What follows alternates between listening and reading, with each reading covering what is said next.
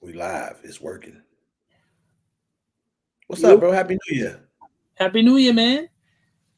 Made it, 2020. man. Yeah, we made it. 2025. Made it. Well, man. You know, I don't know, man. That's interesting, right? Because I I don't be want to feel like I'm taking that for granted. You With the know, fact that we made it. yeah, you make it, you make it another year, and the older I get, the more grateful I get, right? Like Oh you yeah, like, dang, it's 2025. Like, do that's right. you realize that that's something we used to say as shorties? Well, wait till the year Yeah, I 2025. Like remember that. right now, Right, people supposed to be flying cars and stuff. right, You know, right. Corey, what's up, man? That's right. Cashmere What Money up, Court? Mac. That's what I'm talking about, man. I feel like this gonna be the year for pimps. And when I read that name, that's exactly what it said to me. Cashmere Money Mac said pimp. And she probably not. I'm just saying that's what the name What up, said to man? me. Bro. What up, fam? You know? Steve, Fab Steve Fam in the Black. building. Steve, my main man. Mark Thompson, what's happening? Team Yeah, what up, Blacksmith. Mark? Yeah, What's going happy. on, man? The snobs in What up, here Dave? tonight, bro. Early. Dave, what's up, man? I was Hey, happy to see Sophie. some people commenting because I didn't see no comments when we Yeah, they was just started backstage. rolling in. Hey, Sophia, Kimber Jack, what up? Sophia, what's going on? Kimber Jack, what's happening? Happy New Year, everybody. Yep, happy New Year. Oh Showtime, man, what up? that's what I'm talking I'm about, fam good. fam. Well, I needed America. that, fam. I ain't had no gas in the car. Thank you, bro. Good looking out, man. My boy right there, man. I get to Happy see New Year, fam fam Sophia. in a couple weeks. Showtime, what's happening, man? Showtime in the building. Yep. My main What up, man out of CJ? Houston, the Hat King. What up, Biggs? CJ B More Biggs. Happy New Year, man. Good to see all of y'all. That let me know everybody good. I'm as I see your name, I know you made it here unless somebody hacked your account. Mhm. So, bro, as we allow people to come in before we get this live started, man, Mhm. um, when we get to 50 people, I got a few things I want to say. Then we got a special guest Okay. coming in, and we'll get all of that. But before I get to any of that, do you have like one of those like resolutions? Do you I do don't, that? usually, I don't usually do that. But I did decide I'm gonna drink more water, so I bought me a new big Yeti cup to make sure I drink more water. So I don't know if I totally believe in the whole resolution thing, right? Malik, what's Malik, up, man? right. Creative, what's Right. up? But here's what I do. I like to do. I like to use it as a time stamp type of thing. Mhm. All right, we're going into a new year, so it is a great time to say, all right, let me start this out this way. Maybe set Right. some goals and do some things like that. But like, because because in November I had said in 2025 I was gonna get skinny. But then I said, no, I don't want to do that because bro, you get skinny, people will try you, and I don't want nobody trying me. You know what I'm saying? What up, Ben Top? Yeah, I get it. Jada Budget, what's happening, man? End time reactions, what's up? What's up with y'all, man? Happy New Year, everybody. But I think it's a good time to start fresh because my 2024 was interesting, bro. It was eventful, Yeah, 2024 right? was I'm an talking about real interesting. life, YouTube, everything. It was eventful, Yeah, like it was, it was interesting year. yeah. And I spent half.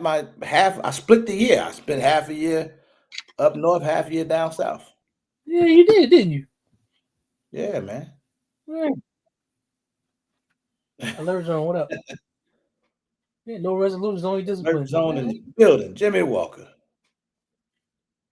Intentions instead of resolution. I like that, Sophia. Mm-hmm. Yeah, I intend on doing some things.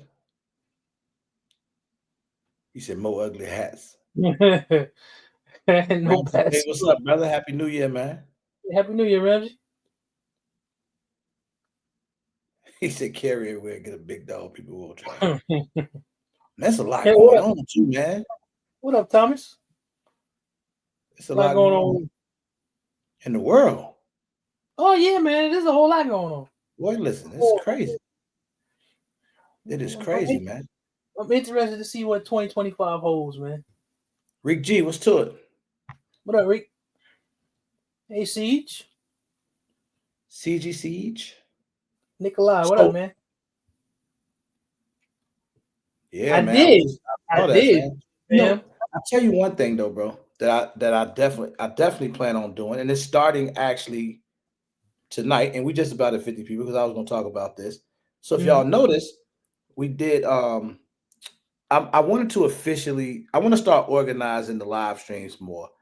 I've been approached on multiple occasions from a couple companies that want to like, they'd be like, we want to do some like sponsorship spots, some ad spots, right? And then I have, Kush with his marketing stuff. He always in my ear, like, bro, you gotta do that. And I really want to start organizing this segment, man. We've been doing this for what, 4 years now? Yeah, A little something over like 4 that. years, Yeah. man. Well, 4 years this month will make 4 years, correct? Right. It does. But not even this month, but going on 4 years, either way. But nonetheless, it's been very consistent. It's been pretty good. And I want to get it more organized. I want to try to dig more, stay more on the topics if I can. And I don't even know if that's a thing because it's always been so fun. We may start in one direction, it goes another direction, or somebody ramble on too much about something. You be rambling sometimes, bro. Especially when you get mad. Like you like that's something you should resolute. I don't know if that's a word, but resolve. There we go. You should resolve that, man. Oh, I should. SOTP, what's up? My main girl there, TK, what's happening, man? Black Guns and Gardens, what's good? What's good? Thomas. Hey, Thomas, man. You Thomas half. You see that? Yeah, I see him. He got some lowercase, some K. He changed a little bit. Yeah, I see that. We're gonna pay attention to see who changed. Patrick, what's up, bro, brother? Oh, what up, Patrick? Happy New Year, bro. Happy New Year to all of y'all, man. But nah, man, I want to dig more into that side of things, like us organizing the live streams and really like kind of stay topic based, because I was going back looking at old live streams, bro. We had some of the most classic live streams. And I'm gonna tell you what a lack of organization was, which kind of goes back to how organically it started because it wasn't meant to be what it is. And I was looking at some old live, bro. When I say old, I'm talking about early 2021, like maybe mid-year. And the thumbnails are weird because they don't have the thumbnail don't tell you who's in the live, what's in the live, nothing that's going on. And that was at the time that I was mainly doing it by myself, but then somebody would come, pop on the screen every now and then. So this particular night, Sonny J, remember Sonny J? I remember him. Mr. Dixon, what up? I remember Sonny. Dang, I'm talking about some of the old names you remember, bro. But then you came on, and this way you used to sit on the couch all the time. Oh, okay. That was funny. That was Zach on the couch days. And you wasn't even Fat Guy with Guns at the time. You was just Zach. Like your name would just be Zach on the screen. And then Coy early came on. GHG would just pop in sporadically. This one he was in the closet. Say that different. This is when he was in the smaller establishment, right? Right. But hold on, bro. I ain't changed this yet. Wait a minute, man. I gotta get to it. I should have changed it though. I should have came up with something different, but that's okay. Appreciate you, my brother. Good looking out. So, but I was going through and I was gonna organize out a lot, but I am gonna go back, change titles, change thumbnails, because some of those were so classic, bro. They were. We would have some of the most classic conversations, and it allow people to go back, watch some of those streams, and see just how dope and how organic this thing all became. Anybody I didn't get a chance to speak to what's happening, we're gonna get this show on the road tonight, though. So going forward, it's just gonna be called a live because that's what we call it anyway. Kind of simplified, right? It's the live, man. This is the Boom Boom Room. This is one of the primary live streams in our community where everybody go to. This is home base, man. This is it. So that's what we're gonna do. This is the Boom Boom Room. We're gonna make it work. We're gonna make it work for what it is. Mr. Dixon, my brother, how you doing, man? Happy New Year to you. My boy Pete Chopper, what's going on, big fella? What up, Pete Chopper? What's going on, bro? Hey, Pete Chopper, man, I got about $33.84, man. I see your shot show. I might need security, man. That's a big brother right there. Can walk around. He walk around with me. We can be all right. Tactical Don, what's up? So listen, y'all. Tonight, so this is gonna be basically our first episode of the live, right? Mm-hmm. And I think it's only fitting that we have the homie KD come through. That's right. Now KD done probably been through here maybe 3 times total, something like that. Oh dang! Hold on. That was on a different live, fam. He ain't changing going into the new year. Appreciate you, my brother. Big time. Thank you. But I think $2. What up? KD been on here a few times. He was on once, like as an actual guest. Then one time he just popped in, popped it up with us.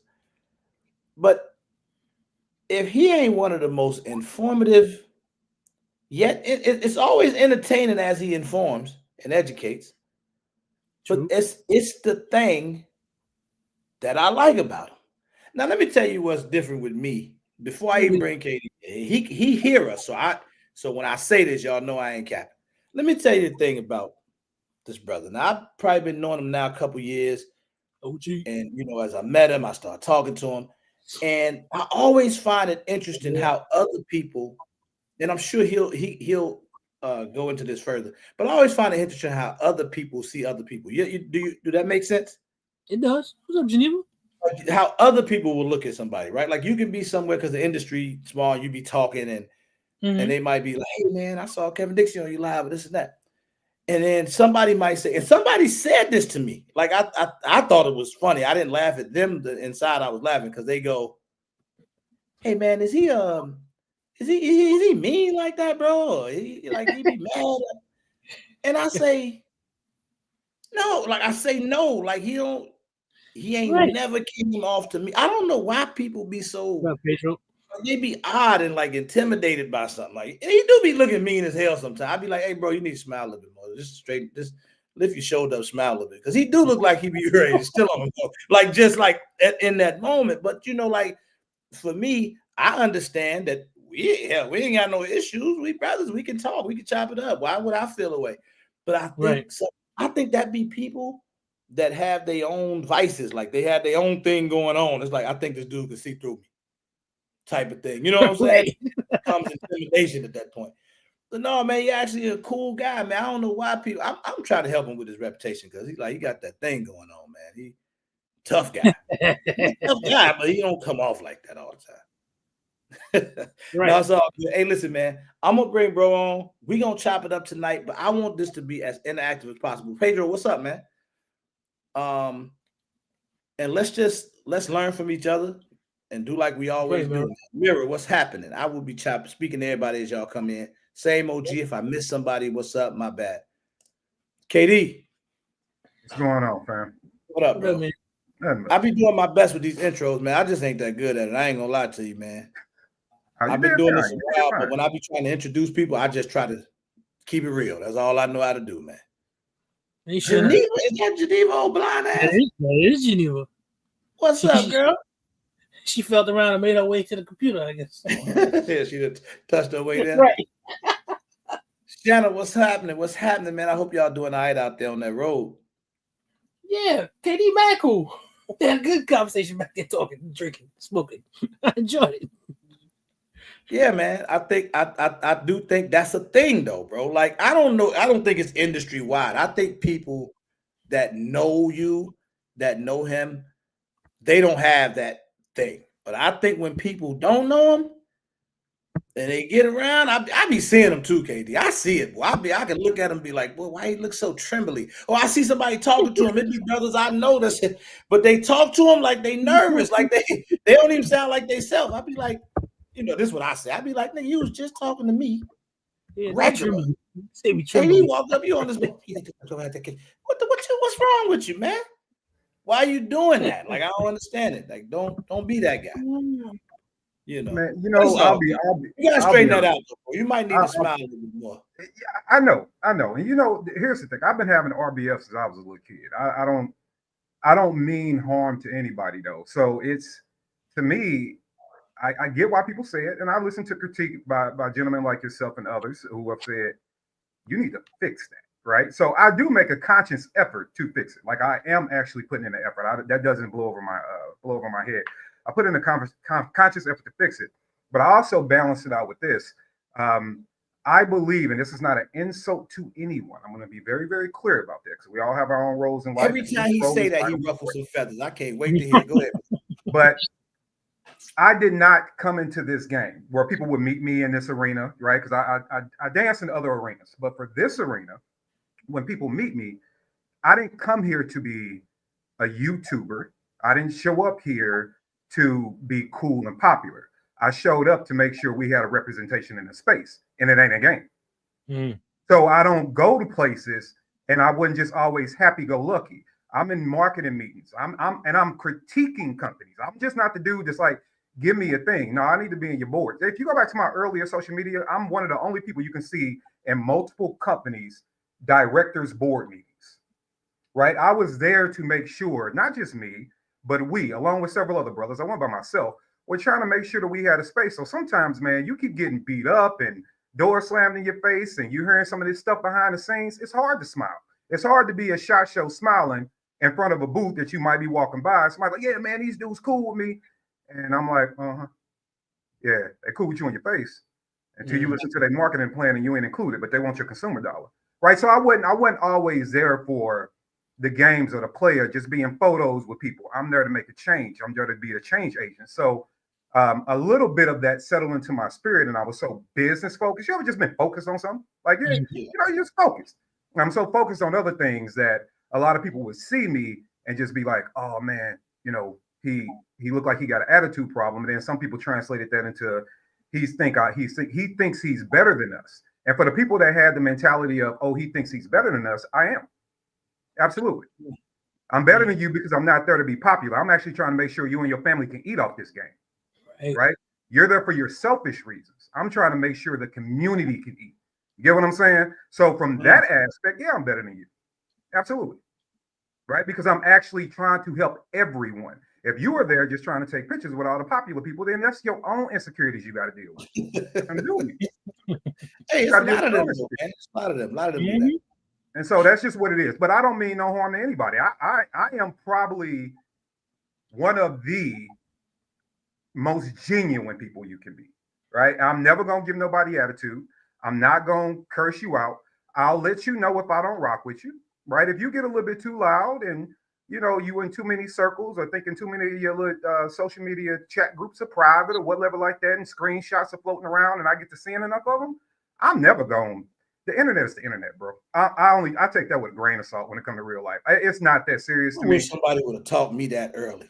Man, look. And so when I know you in my face and you've been yapping for a couple of years, I still don't give you no energy. I also ain't gonna be fake with you. Like, hey, how you doing? I'm good, man. All right, and I'm gonna keep it moving. I'm not gonna be around fake energy. So I don't think people understand me because they don't talk to me. But if I'm confused about somebody, I talk to them. But I'm also, anybody can tell you, if you stop me and talk to me, I will stop dead in my tracks and have a conversation with you. Yeah, absolutely. Yeah. But so that's it. I am as nice as they come. I tell people all the time, man. The last thing, I'm gonna shut up. Tell people all the time, especially when it's not exclusive, but especially when it comes to brothers. Yeah. Society and my environment engineered me to kill you. So I had to learn how to love you. So my love is always present. All you got to do is say hello. And I'm going to show you as much love as I possibly can because I had to be retrained and reprogrammed to do just that. Right. So it's never animosity. It's never beef. It's never I got a problem with you. I actually, man, look, I heard you mention little cats like GAG Hustle earlier. Man, when I see young brothers like that, yourself, that when I see people out here getting it, when it was 3 or 4 of us 15 years ago, I don't think people understand how much my heart smiles. Like I am happy. I get excited, right? Like this because I can't do what you do, right? It has to be done your way. So when I see all these different avenues and people reaching out and doing things their way, it actually makes me happy because that means that the mission of the community growing and getting more intertwined in this thing is actually happening. So people that walk around like that haven't talked to me, then that's your problem. Yeah, I don't speak. I'll speak to you. Right. Yeah, that's your problem. Right, look, right now. And I will speak to you. I'll dap it up with you. I'll hug it up with you. And many people that have been to places like SHOT Show, and I get it. Like you get to a place like SHOT Show and so-and-so having a party, right? Or so-and-so having a gathering, or so-and-so having a gathering. People don't realize how many times I've seen people faces like look like, damn, I wish I can go to that. And I take them in. I barely even know them. But I can understand the excitement. I take them in. I have given people my tickets to events because I've been 5, 6, 7, 8, 9 times. Hey man, what? Period. Take these. On love. You don't owe me nothing. You don't got to follow me on no platforms. You're happy to be here. You can't get to these things. I've seen it a million times. Man, take this ticket. Take you and your woman or you and your homies and y'all go kick it, man. Enjoy that experience. I'll holler at you tomorrow about it. As many times as I've done that, but see, people don't report that. Oh no, they ain't gonna never. You know what I'm saying? They ain't gonna report that. But boy, that first time you do something that offend them, they're gonna report that. they get reported to the world, Jack. So, it kind of is what it is, man. I always say, when I got on social media early on, and I'm thinking about that as we go into 2025, KD, I just didn't know no better, bro. I didn't know how to separate social media from, the real world. Like I always thought, hey, that's what it is. Why we got a problem? I always been the type of dude that I'm gonna approach you too. Like I never be afraid to walk to somebody and be like, yo, what's up? But I don't do it in a way where I don't disrespect people. I don't tolerate disrespect. I will not disrespect another man, another grown person. I just don't do it because I don't tolerate it, right? You ain't got to respect me. You just can't disrespect me. It's one of those things. Right. And I always move that way. When I came on here, man, I opened my platform up to anybody, but not understanding how the business work, right? I don't even know this as a business. All I know is, man, we having a ball. Not realizing that you really, really helping people along the way. And it didn't bother me. Every week, bro, how long we do this for? Like a whole year. Every week we would come online as the live would grow, the channel would grow. And I would let people come on and just shout out their YouTube channel. Somebody might have just started or getting going and they want, and it's a very supportive community. And I would just do that every week. Come on, talk about your channel, why we should follow you, whatever the case is. I mean, just doing that openly. And that's why I've had everybody that I could think of damn near in the industry on this channel at some point or another. It just became a place to come. And a lot of it backfired over time. Like it just backfired for no people forget, what you did for them or whatever, or they don't want to see you moving forward. I started learning that. But then I started to learn not to allow it to bother me. But it took me time to get there. But that's why I applaud brothers like you. I could literally name a handful of guys who I was able to just watch kind of from a distance and see how they move and why they're able to move so smooth. Keep stuff away from them. You know what I'm saying? Like they know how to let that stuff bounce off. And I used to wouldn't let it bounce off, boy. You say something to me, I'm on your ass. Like ain't no who you think you is, right? But then I have to learn to let it bounce off. Like you leave it alone. And now that I've done that, man, I feel so much more at peace. I don't really deal with anything, man. It's like I moved to Florida, took everything with me. Like it was took everybody with it too. All of us out the way, but it's so I just been out of everybody's way, man. I don't be knowing nothing. They be telling me stuff. You heard about this? Nope. Ain't heard about it. Don't want to hear about it. Don't even tell me. The less I know, the better off I am. So that's how I be, man. Well, I think that's a good attitude to have. That's a good attitude to have, man. Unfortunately, and it's not isolated to one community. It's as a whole, and you could take it globally. But unfortunately, people, it's kind of like the title of the live, right? They'll rather compete than compliment. So really, when they have negative words to say about you, it's because they feel intimidated by you. You in a space, you in a way, and they might, whether you are or aren't, right? And I tell a lot of, especially grown men, like, let me get this right. Now, you can have an opinion about me, right? Let's say I put out an opinion piece, an op-ed about something, and you disagree. Cool. I think one of my first conversations with Zach, he was like, "Yeah, I disagree with you about something." Right? It's cool. I don't have a problem with that. Like we should be able to disagree. If I put out a video and you like, "Ah, man, I think your editing was crazy on it," that ain't the move. Okay, cool. I can take that feedback, right? Or whatever the case may be. Right. But a lot of brothers, a lot of people in general, they get into a space and it's like, oh, if you build a community, but I think I'm building community. Well, see, now you a threat. So you can't build it like I build it. So I got to gossip about you. I got to talk about you. And that's why I'm trying to explain to people, when you are busy competing in your mind, especially when you're competing against people who ain't paying you no damn attention. You're competing against somebody, and instead of worried about how they can compliment you or how you can compliment them, depending on the nature of how that relationship needs to go. When you don't look at it like that, man, all you wind up doing is becoming a gossiping little girl, and then you want me to take you serious because you got a gun. No, I can't do that. Now, have I sat back and had opinions about people? Sure, but no different than I would say to their face. It's not malicious. It's just like, oh, okay. But if somebody is talking about you just to gossip about you, then you see them, and especially when you see them and they smiling in your face, bro, you gotta let that ride. It ain't no other way around it. You gotta let it ride. And to think that you're gonna put hundreds and thousands and millions of people in a space and they all gonna get along is another fallacy. But I will go to say this: a lot of times when people believe, well, so and so is funny acting, or so and so they got this many subscribers or this many followers, is isolated, they don't talk to nobody. There isn't a person in that category that I don't know. I can call all of them, right?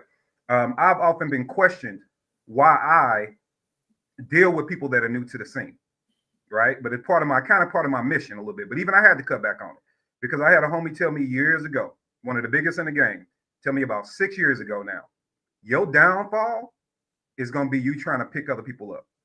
That's going to be your downfall. He told me that.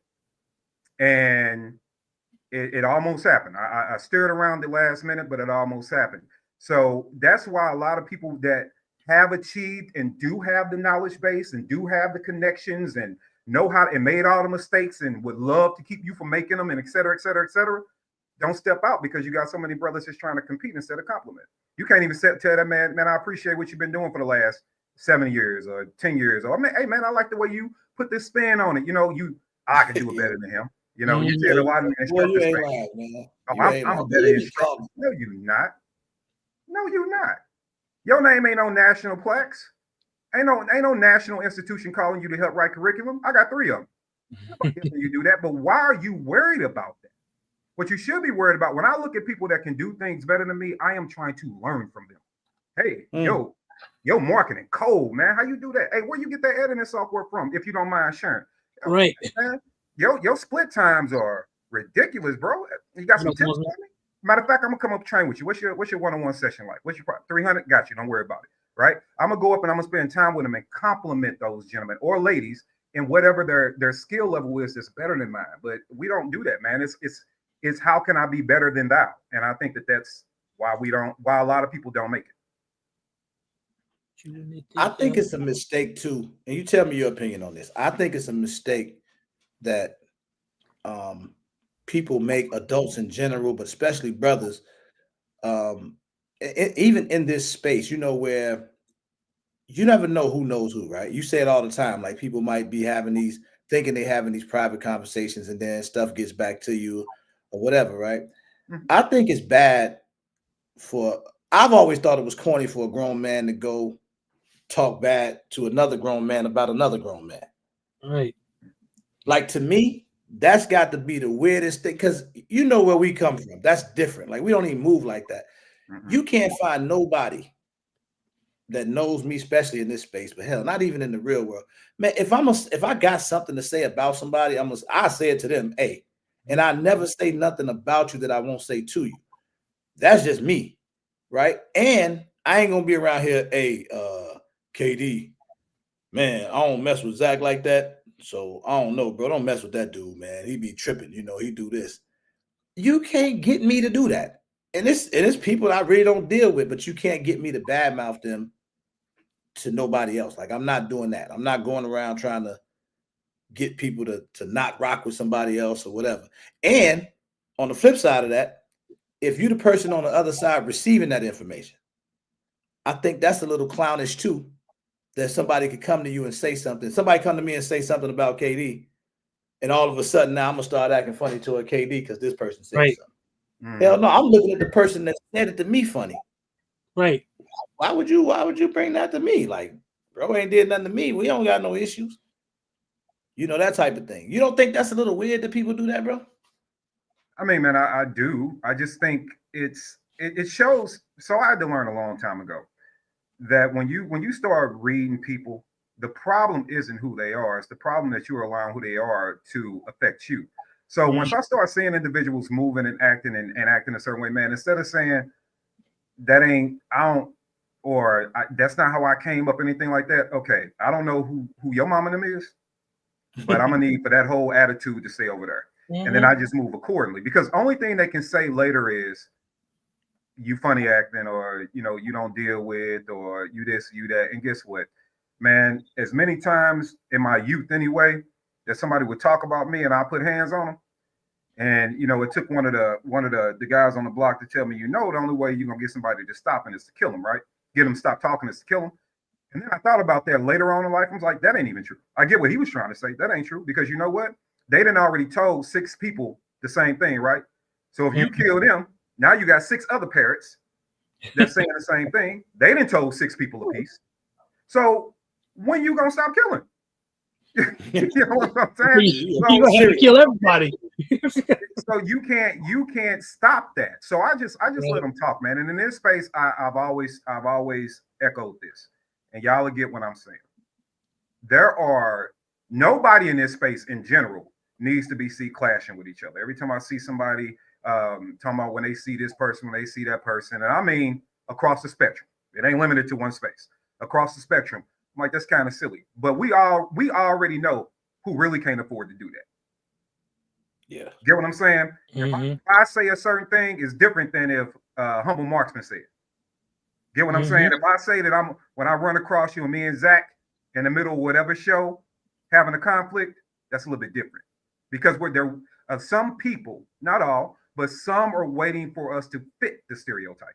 You get what I'm saying? So it's going to be a different type of response. So therefore, I tell people all the time, even me sparing you, not responding to you, sometimes ain't got nothing to do with you. I'm looking at the whole picture. Right.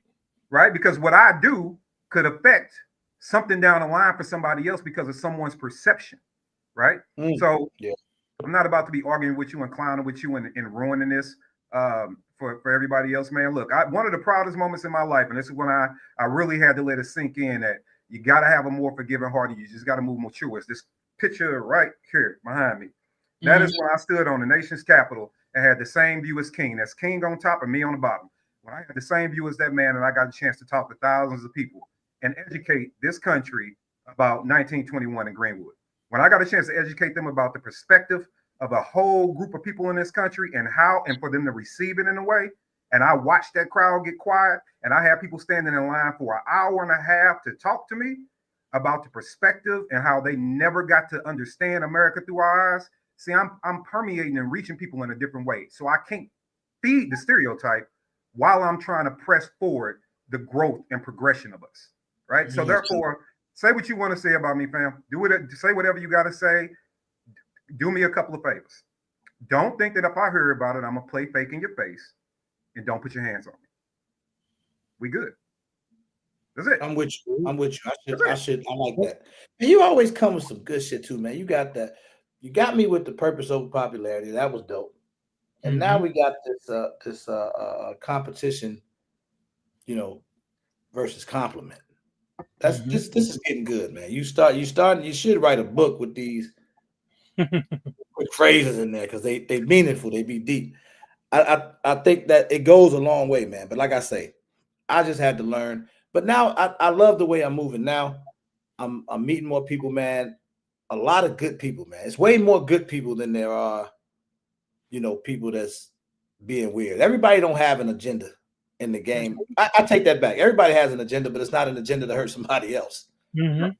Some people have good intentions, right? Like this. And I meet a lot of those people. And it's always the most unlikely people that are there to help you, you know, or give you good information. I feel like again, I was talking about this earlier, joking, but I do hear it. Like people think that you mean or you like kind of standoffish type stuff, and man, I'm telling you, and I don't hesitate. Like I hit KD up and ask him a question out the blue, and I know everybody ain't gonna just be able to do that, but I'll just ask him, and he gonna always get back with a good answer. We'll make this happen at this time, or yeah, I can do it, or no, I can't. He just straight up guy. I like people like that. Just like that, man. That's it. I don't ask for nothing more, because if you hit me, I'm gonna be the same way. I'm like that. Let me ask you a question. Would you text Elon Musk and waste his time? No, I wouldn't. No, if you get his number, if you hit him, it's gonna be let me get in and out real quick with what I need, right? Right. When I start, and I'm not saying I'm Elon or nothing like that. I wish I had this kind of bread. When I start looking at people, the reason, and I used to get my number out to everybody. The reason I stopped doing that wasn't because I think I'm better than thou. And I will give this advice to anybody in any spectrum of life. Wasn't because I believed I was better than anybody, because I really did try to help a lot of people. And then what I realized is you have to look and see how your mission in life aligns with theirs, right? And so when I would see that your mission was centered on self and everything was about you, I no longer wanted to communicate. But then it would become like a breakup. Now I got to somehow figure out how to get you to stop calling me, right? It's like a breakup, and everything is about you. So if you are going to get information or you want information from me, then I need you to be a professional in the way you carry yourself. I also need to make sure that your mission aligns with something I believe in, some core value that I have to a certain degree. So when you reach out and it's about, hey, I have a great event, and look, I might need a look. Can you maneuver? Do you know? Cool, not a problem. Got you, because that's a professional event. But if your thing is, if only thing I've seen from you, even if I'm in the shadows and all I see from you is, oh, I'm the coolest. Hey man, it's about, hey man, me. And then you hit me up like, yo, you got to connect over here. No, I don't. Even if I do, I don't. Not for you. Right? Because what are you, how is that going to benefit anybody else but you? Everything is about you. People don't realize it's kind of like that. You got that little family member, right? Might be a little niece and nephew. And yeah, they'll hit you up on their birthday. Right. You know, my birthday today, right? Your birthday done passed 7 times. That can't say nothing to you about it. But when it's about them, then all of a sudden they want to reach out. They got all the questions. They want this, they want that. And so in response to that, for people that really do want the info, because I realize that when you have to isolate yourself a little bit, because I got to protect self, right? Got to guard your energy, man. And protect your peace is real. So when it comes to that, I realized years ago, like, you know what? There are good people out there that absolutely want information. And I just happen to be in the right place at the right time to gather lots of information. I'm also in the right places to know how to go get way more information that I don't have access to, but I know if I need it, I know to call, right? I'm just blessed to be in that position. So I'm like, all right. So what I did was I organized training, right? So train and learn, 3 days of professional development where you learning about marketing, and I'm bringing in marketing directors, authors, professionals at what they do. I brought in some of the biggest YouTubers to talk to you about YouTube and how to work that space. All these different things that I've done and put it out there for people to come to an event, make it very affordable for you can have access to me and then all the directors of these companies and all these people that do this thing way better than me and all these people that specialize in these particular areas. All these people are in my Rolodex. So I am giving you access to my Rolodex. So instead of you thinking you can just text me, well, let me see you put some skin in the game. And then once you're part of my alumni group, that relationship becomes a little bit different. But then people like, oh man, I got to come to an event. Yeah, you ain't got no skin in the game. So you just want somebody to give you everything. But you can't put nothing. I tell you, give me, look, you're going to pay $400 for this event. We're going to feed you 3 times. We're going to give you 10 different workshops. And all the ammo that's required for you to be there is included in your ticket price. And we're going to give you a pour bourbon and a cigar if you get down. Plus a swag bag. Plus access to giveaways. In 3 days of training, and you in a room with the companies I bring to train and learn are all there scouting for talent. So they aren't just there hanging out. They are there scouting for talent. And I put you in front of other professionals. So if you happen to be an instructor, Oh, damn, I like the way old boy move. I wonder where he got that. Oh, I like the way he teach, the way he's structured. Oh, let me get that contact. Or you standing online with somebody that works for another brand, like, oh, where you work for? What you do? Oh man, you got a big YouTube? Oh, and then we're teaching you how to network. So I'm teaching you how to do everything. We're giving you access to everything, putting you in a position to win over 72 hours, and then I get people complaining about $400. But you want me to answer the phone for free and sit on the phone with you for 3 hours? No, absolutely not. No, I like that, man. I like the whole concept of train and learn. Once I learned about what it is, I can't wait to get out there this year. It's oh yeah, when them tickets going on sale, and when is it? Oh, actually, it's funny you mentioned that. So I did this a couple hours before we actually hopped on this live, because I told you, man, I meant it when I said when I got to your last event last year, I got checked, right? I did. I got checked real quick. So I said, you know what? I'm gonna go ahead and return the favor for my enlightenment in life, and I'll return the favor tonight. So you guys are actually the first group to hear about it. Train and learn from now to the end of the month. It's $400 normally. It is on sale for $300. So it's just nootherchoice.com/train-learn. You can go right there. You don't need a coupon code or nothing. It's on sale for $300. Now, once again, that is in classroom workshop. So if you've been worried about, like, how do I market? What is marketing? What's digital marketing? What's the psychology behind marketing? How do I grow my page? What are the lessons I need? What equipment I need? We're going to have somebody there this year that's actually speaking about how to structure your business properly to prevent yourself from being sued, right? Especially in our space where people can say, oh, you taught me how to do this thing and this happened, right? So we're going to have lawyers actually there teaching you how to structure your business. And obviously we'll be selling their services if you are so inclined, including the fact that we actually have YouTube themselves coming. Okay. Right? Like, so I'm giving you, like, I can't give people more help than that.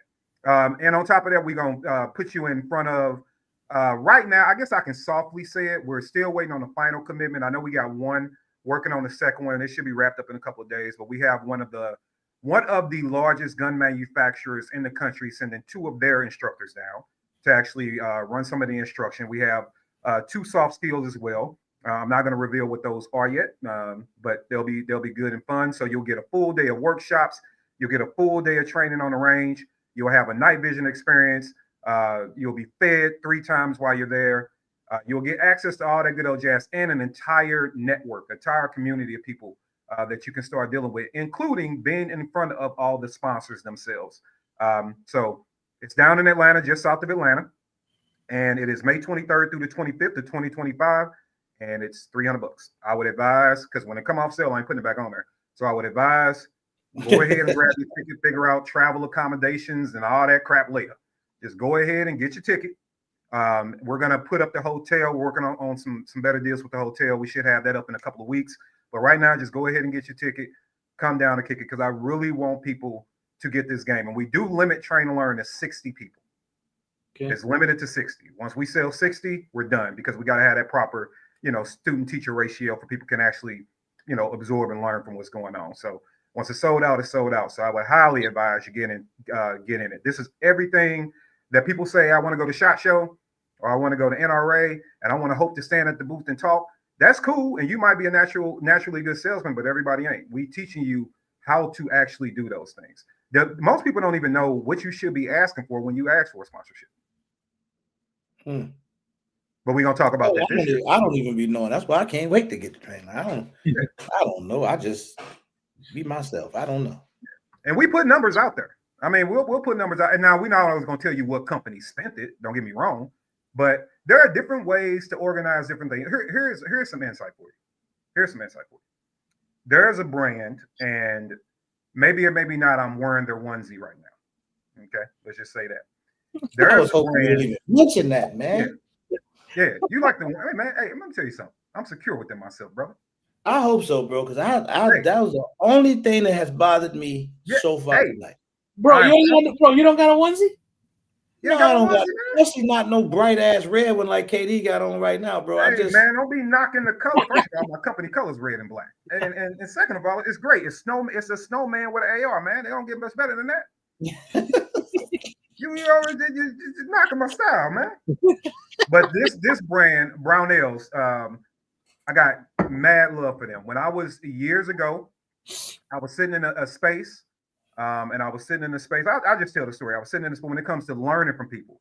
I'm up in Iowa, and I'm sitting in a space with guns and gadgets, guns and gear, tactical toolbox, tactical considerations, bunch of these brothers, and we sit down and we up there for a weekend of training. I believe Squad Drills was up there that particular event too. I went up there to run a pistol class, right? And I'm gonna come back to that in a minute, but just understand that when you have one of the largest retailers in the country call you to come run a pistol class, maybe you know a little bit about what you're doing. So I get up there, run a pistol class. We have a good time, great time. We sitting around a fire, man, and I'm getting all this advice about, okay, look, y'all, I'm gonna push into YouTube because I haven't been in the space, right? I just recently really started pushing into the space. And they were like, okay, this is what you're gonna need. They're giving me all the game. Boom, this is what you're gonna need. And I've been knowing these people for years, right? These relationships go back a long time. But look, this is what you need to do. This is what you should not do. Boom, hit me up. Matter of fact, pivot this way. And as I'm sitting there, the old marketing director of the company at the time was like, okay, so what you gonna start off with? I was like, all right, well, based off what they telling me, I need to go ahead and get this piece of equipment, that piece of equipment. Cool. So I'm gonna budget it out and I'm gonna get the equipment. Most people will call them and ask for like things like guns and stuff to review, right? Which makes sense because they sell guns. But because of all the equity that I built up with that brand over the years, everything they've done for me, everything I've done for them, like not charging to come up there to teach the class. I didn't charge them anything. Just get me there, right? All that equity I built up in that relationship over the years paid off. This very camera that I'm recording on now, they bought it. He's like, oh, you don't need no gun. We gonna here on us. Gonna take this camera, get that YouTube channel started. Now, obviously, give us some plugs, right? So a lot of this stuff is built off relationships. The problem with a lot of people is they just walk up to folks with their hand out, right? This relationship was built over 5-6 years.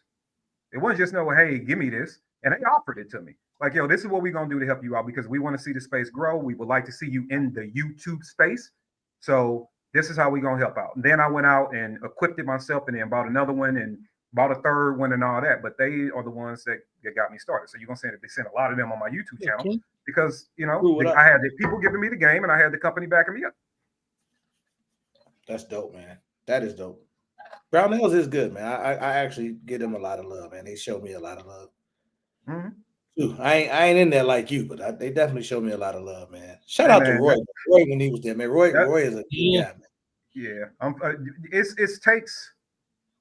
There are some relationships that just make sense, right? Like you be around people for years. And one trick that I tell folks all the time, it might not work in every situation, but just simple networking. Hey man, get next to people and don't ask them for nothing. Ask them what you can do for them. How about that? That's the one thing. Like if I'm around people, think about it.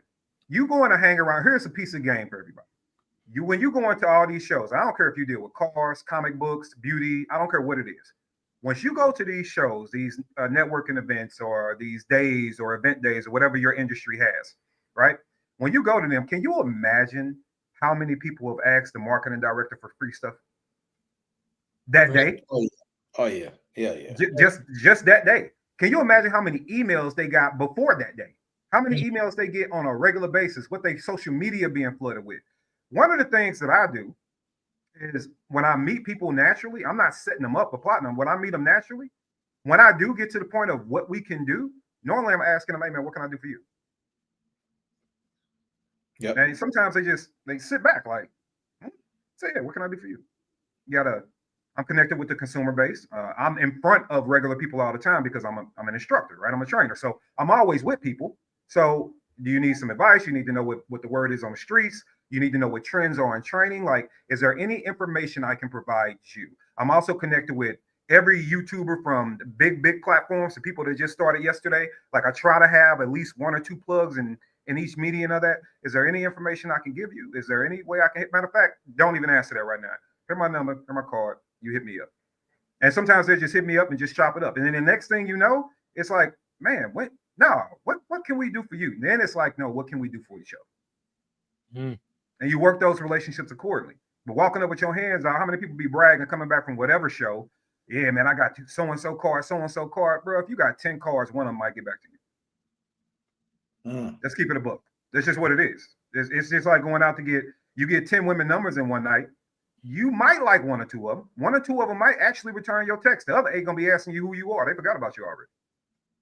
You know what I'm saying? So you gotta 10 numbers. You get 10 of them. That's a good night. 10 numbers. I mean, them rookie numbers for brothers like you, though, man. You know.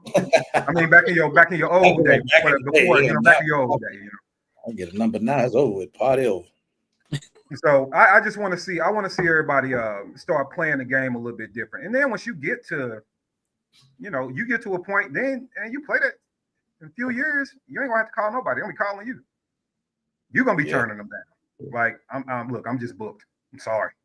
I got too much going on. And that's what I want to see for brothers. I keep, you know, looking at people that just want to be the most popular end consumer. Like this whole thing about I saw this argument going around and I thought it was funny at first. I thought people were just having fun with each other. I didn't really take it serious. I thought it was funny, you know. And then I think it got, you know, a joke that go too far, and then all of a sudden it ain't a joke no more. And I think they start getting real sensitive about like who got the most guns. I was like, I know we're not about to, as men over the age of 30. So I said, it wasn't us, was it? Was it us? Oh, it was us. It was us. Dang. Really? Yeah. You are validated by how many guns you own. And I never comment on stuff like that. I might see it, but I ain't about to interact. And one young man, he's not an influencer. I think he's just a guy on the internet just having fun. And he was just like he said something like, you know, old head, don't be mad, man. We understand that the young boys coming up got more guns than you, and I just put laugh out loud in spreadsheets. It's not like that. That's not even a thing. Like, and I'm like, man, that goes to that competition. Like, fellas, did we really? It's one thing to joke with each other, right? Like, man, I'll kill you in an AR game. I got this, and that. That's fun. That's banter. That's having a good time with each other, right? I really don't care if you got an AR at all.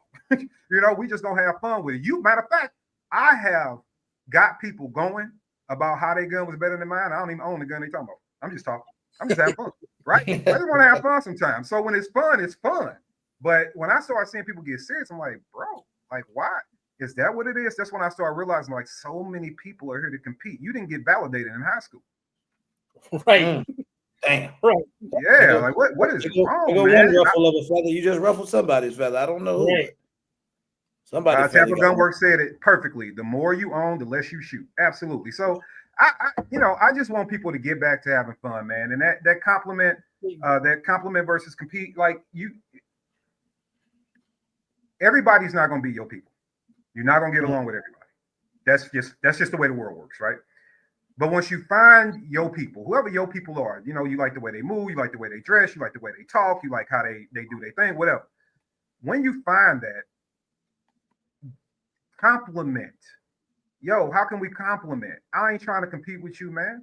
I think you guys have built one of the most organic, and I've told you this several times, one of the most organic, interactive communities there is. I am not trying to compete with that.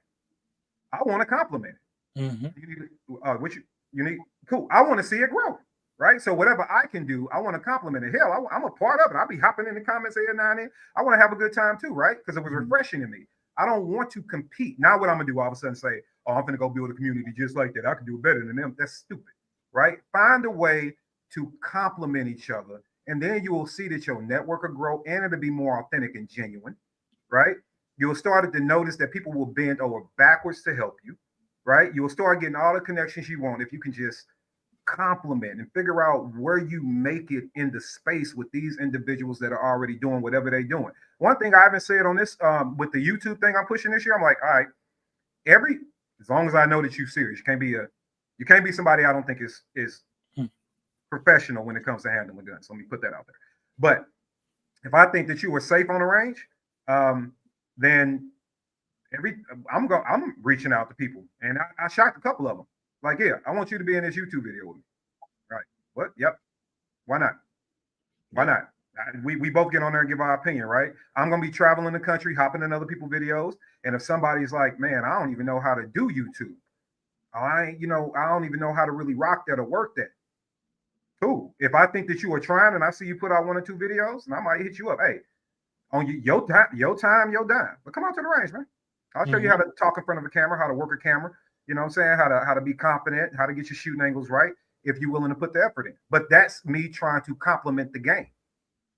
Come be a part of things, right? And I'm paying that back because my partners with 2-3 million subscribers, when I told them, look, I'm gonna fly out to you and be in a video, they like, bet, right? Bet. Yeah, been waiting on you to say that we can help grow your channel. So I want everybody just to learn how to compliment people. And when somebody is trying to compete against you in this game, unless it's friendly and fun is one thing. But if it gets beyond that, man, get away from that person. Right, that's what we do. Right. That's what we do, man. We have fun amongst ourselves because we understand how to not take stuff personal. But I will tell you this, bro. When I got down to Florida, I met some guys, and you mentioned earlier, Squad Drills, Gamage, and those guys, man. Pedro, Tampa Gunworks. I met these guys, and I don't even like to. At first, I didn't even bring it to YouTube. Like I didn't even talk about it publicly. But sometimes, man, people will show you something. You remember how you was like when you come to the event, you get checked, right? So when I got here, I ain't gonna lie, bro. I came down here like this. You know what I'm saying? Because I didn't seen too much. I don't know what's what, who's who, how people moving.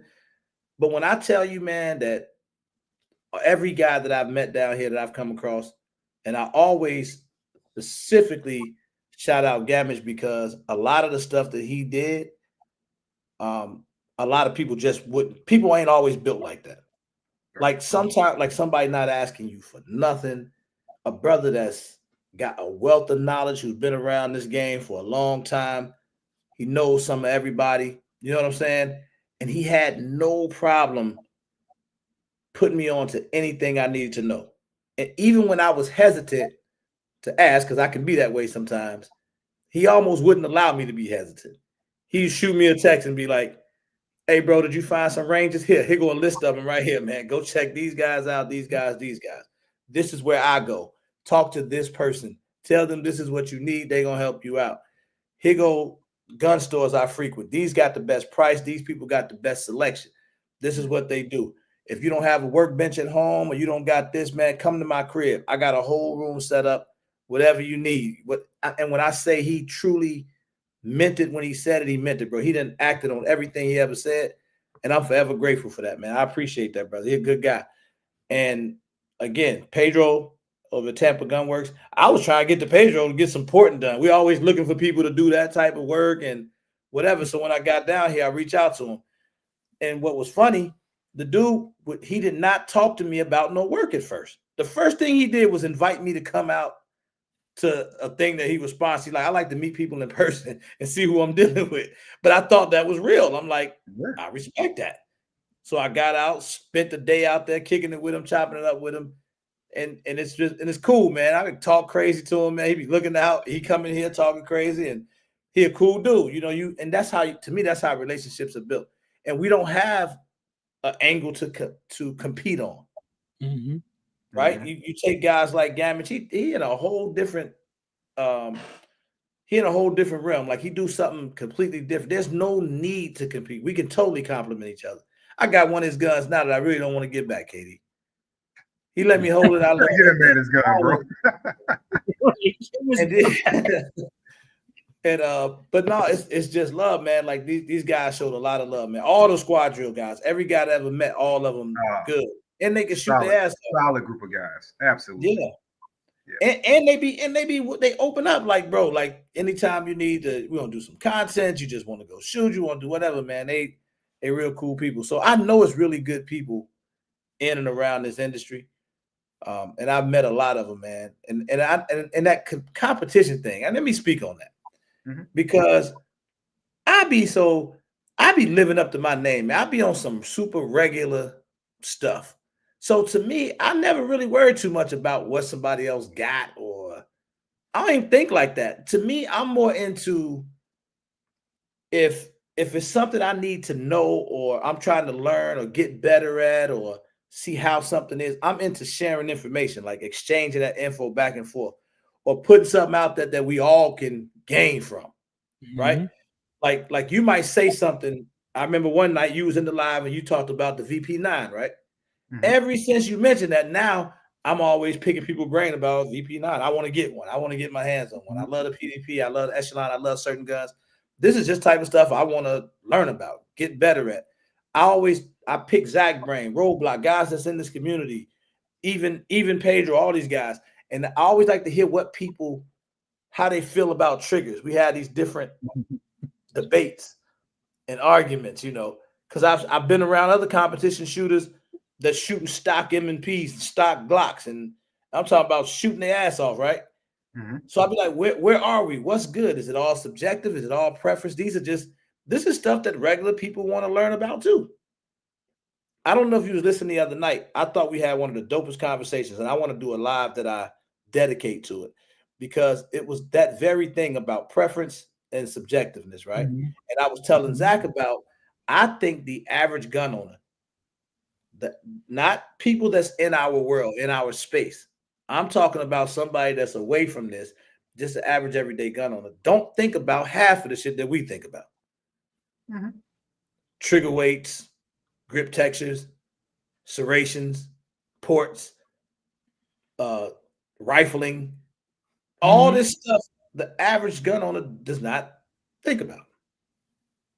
That type of stuff never crosses the and I like it, but those are people that'll go and buy a 2.0 and then they go to YouTube to search about it because they want to know if that gun is good or Right.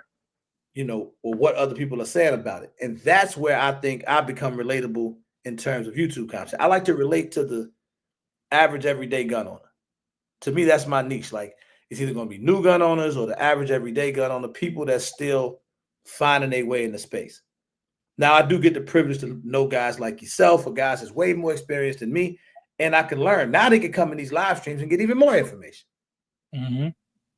You know, so that's what I like to, that's kind of my whole lane, you know, all in a nutshell, as we build community, you know. Well, I would say two things. One, I'm going to go back a little bit. I am going to say that squad drills is better than you. And you know why I'm going to say that? I'm going to say 100%. squad drills is better than you because squad drills is trained with me. I'm going to say that. They see, they got on the line. They did it. All right. So I'm just going to put that out there. I'm not going to stop, bro. It ain't going to stop until it happens. I'm just telling you. And I'm not offended. It's going to happen. They did it. Now, moving on. Call me out. That was good. Thanks, Katie. Appreciate it. No problem. I got you. And with your approach, I gotta say, I like it. I like it. Now I do think, and I did hear a little bit of that before I had to go the other night. I do think that there is a fine medium. First of all, y'all do be saying the same thing and argue for no damn reason. So that's one. Two, is I think there's we do that a lot. Fine medium, right? So if you are the person that is, whether it's in person, online, or whatever, and online you really can't help it as much, but you facilitate some education to a person to lead them to a purchase, right? And what you're speaking of is that kind of confirmation bias, right? I already bought it and I want you to confirm what I bought, right? When we have them, yeah, you're right. You don't have to get in a twist race. Like that's, especially on a handgun, right? That's not really important. The way you explain grip texture will be a little bit different. Even the way you explain triggers could be a little bit different. I do agree with that. However, they still need to understand they walk around with a Smith & Wesson M&P 2.0. Because as many people that walk up to me, what you get, a 9? Yeah, it's like telling me you got a size 13, right? What do you have?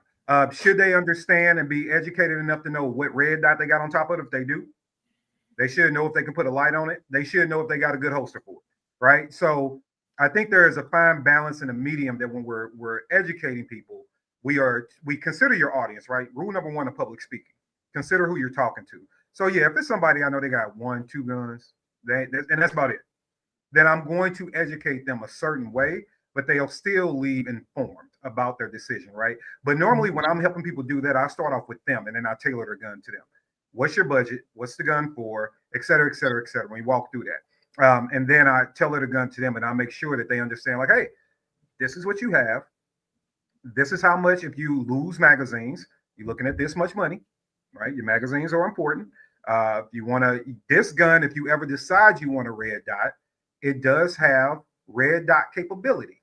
You might not know what kind of plate system's on there, but you know it's got red dot capability because you ain't want to spend extra $400 today. You might come later. So cool, you can get it on this. You don't need to get one that you got to cut up because you can't afford to be without your gun for 2 weeks, right? So just general basic knowledge and conversations with people. And then as that base grows, or as their desire for knowledge grows, and then you have different people that they walk into. And I think people get in this space, I think people can be a little bit they're not as self-aware as yourself, right?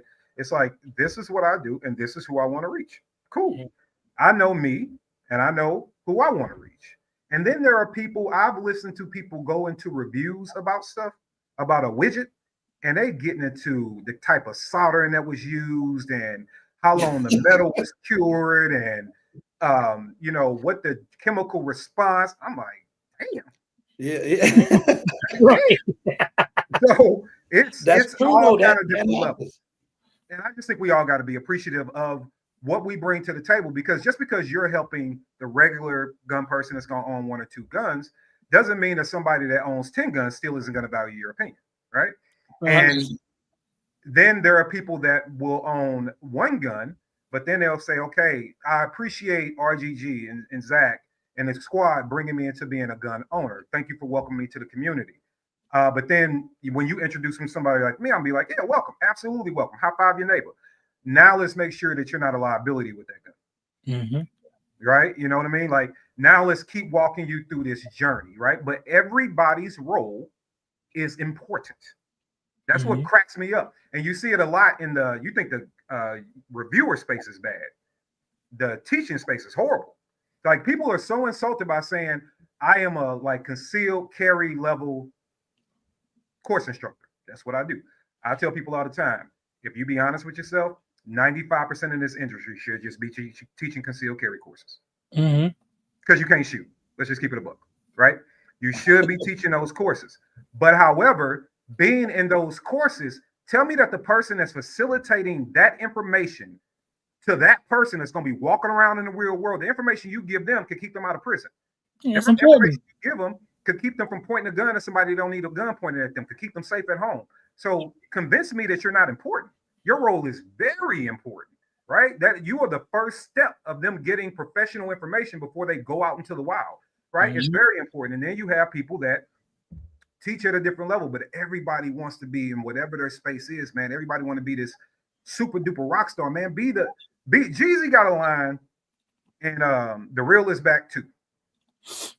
And Jeezy said, I'm the Michael Jordan in my lane and I run it. That's all I'm trying to be the best that I can be in the lane that I'm in. That lane is custom to me. And really, if you the MJ in your lane, salute, right? And then we all just keep moving together. Like, I look at it and not to get biblical, is basically one man plant, one man water, another man reap the harvest. That's how I look at it. But everybody had a role in that coming up. That's how I see it. Yeah. And now, if I may, something I was going to say about, I'm sorry, before I forget, bro, because I will. Real quick, another addition to Train Learn, because guys like yourselves really need to know this. If you are, we're just adding that this year, if you have a public platform, I don't care if it's 5 followers or 5 million, but you have a public platform, YouTube, Instagram, Facebook, X, whatever, and you're coming to Train and Learn, on Sunday, everybody that is a registered attendee of Train and Learn is going to get one, and I do mean one pass to allow one of their supporters to come from 10 to 3. So from 10 a.m. to 3 p.m., if you got somebody that's close, they willing to drive, or they live in the area and they just want to come meet you, shake your hand, they want to be around other people in the space, something they never get a chance to do, you will have a free admission ticket to one person that can actually come to the range on Sunday from 10 to 3 and hang out with you. Okay. That's dope. Right? So, man, they've been rocking with you for so long. You ain't never got a chance to show them love. Invite them down, right? And they get to come hang out with you for a few hours. So that's that about Train to Learn. That's something new we're adding this year. And with the training thing, I am going to say this, though. The one thing that we disrespect more than our knowledge and acumen around the firearm is we have a tendency to really discount the importance of proper coaching when it comes to a gun. So you'll hear me say that I'm not a trainer, I'm a coach, right? Because a good buddy of mine, Scotty Banks over at Glock, he's the lead instructor over there. We'll be sitting down one day doing lunch after a training session, and we're talking, and I'm going off because I always got these philosophies. And I'm just talking, and Scotty's a man of few words. And he listened to me, and he's like, and he's a former K9 handler to make it make sense. He was like, you got a problem with the word because we train animals, we educate people. Like, I like that. I like that, right?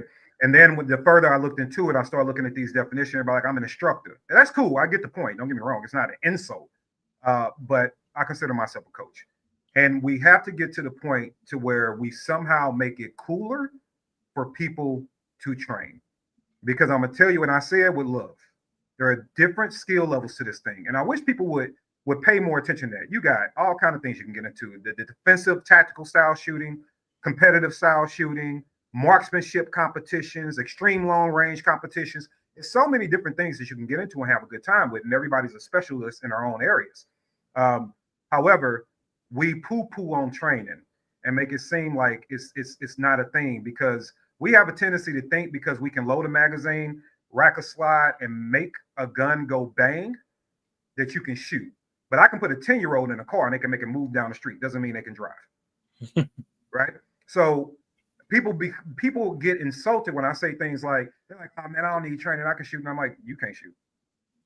You can make the gun commit to the action, but you don't understand the art of shooting. Now, some of that has been because people that with the instructor title across their back, even if they are world class, a lot of times they are very belligerent to people, right? Like, I'll say that in the context of the person I'm talking to with a smile on my face. I'm poking fun at, right? But some people, like, they just want to yell at you and drill sergeant it, and it's not, nobody wants to be that, because this is not, when I worked for a department, when I was told to go do a thing, I went and did it, right? But when I'm spending my own money, I get to choose what I go do, right? Mm-hmm. So we do have a responsibility to be more welcoming in people, but I also need the community to understand, like, guys, you can't keep poo-pooing on training. And I think one of the reasons, outside of the general excuses, because you're making excuses, is the fact that a lot of folks are afraid of being out. You're afraid of making a mistake. You're afraid of other people seeing you not be as cool as the persona online, or being, you got a lot of knowledge around the gun, but running a gun is something totally different. And a lot of people don't want to show up to a group of 10 folks that's going to see their deficiencies, right? And I will say that you have to get over that. I am pretty good at what I do. And there are people that can mop the floor with me in more ways than one, right? But I'm okay with making the mistakes, because that's the only way you get better. Mm-hmm. You got to be okay with that, right? I seek out people that are different and or better at certain things than I am, right? Because I want to get better. So I seek those individuals out, and that's who I go spend my money to train with. So find someone that is going to push you to be better. Going to the range with your homies and shooting is cool. I'm with it. Rock out. Do your thing, right? But man, at least a couple of times a year, hop into a professional firearms training class. I'm telling you, if you pick the right one, like me, you'll have a good time. You'll laugh. You'll joke. You'll run your gun. You're going to start to really, really understand what that gun is doing, why it's doing it. You'll gain some mechanical intelligence. You'll gain the acumen you need. You'll have the knowledge base. At least then you can take some of that game back to your normal crew.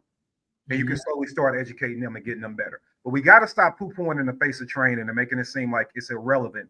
It's not important. The Secret Service agent at Mar-a-Lago that shot at the guy that was trying to get a few pop shots off of Trump, 5 feet away, missed him 6 times. That's crazy. Like, people don't think that you can. You can. That's right? You absolutely can. Right. So how can we help you get better at what you're doing? Me saying you can't shoot is not an insult. When I run against competitive shooters, one of the last guys I trained with, I spent 3 days with him, was Max Michelle.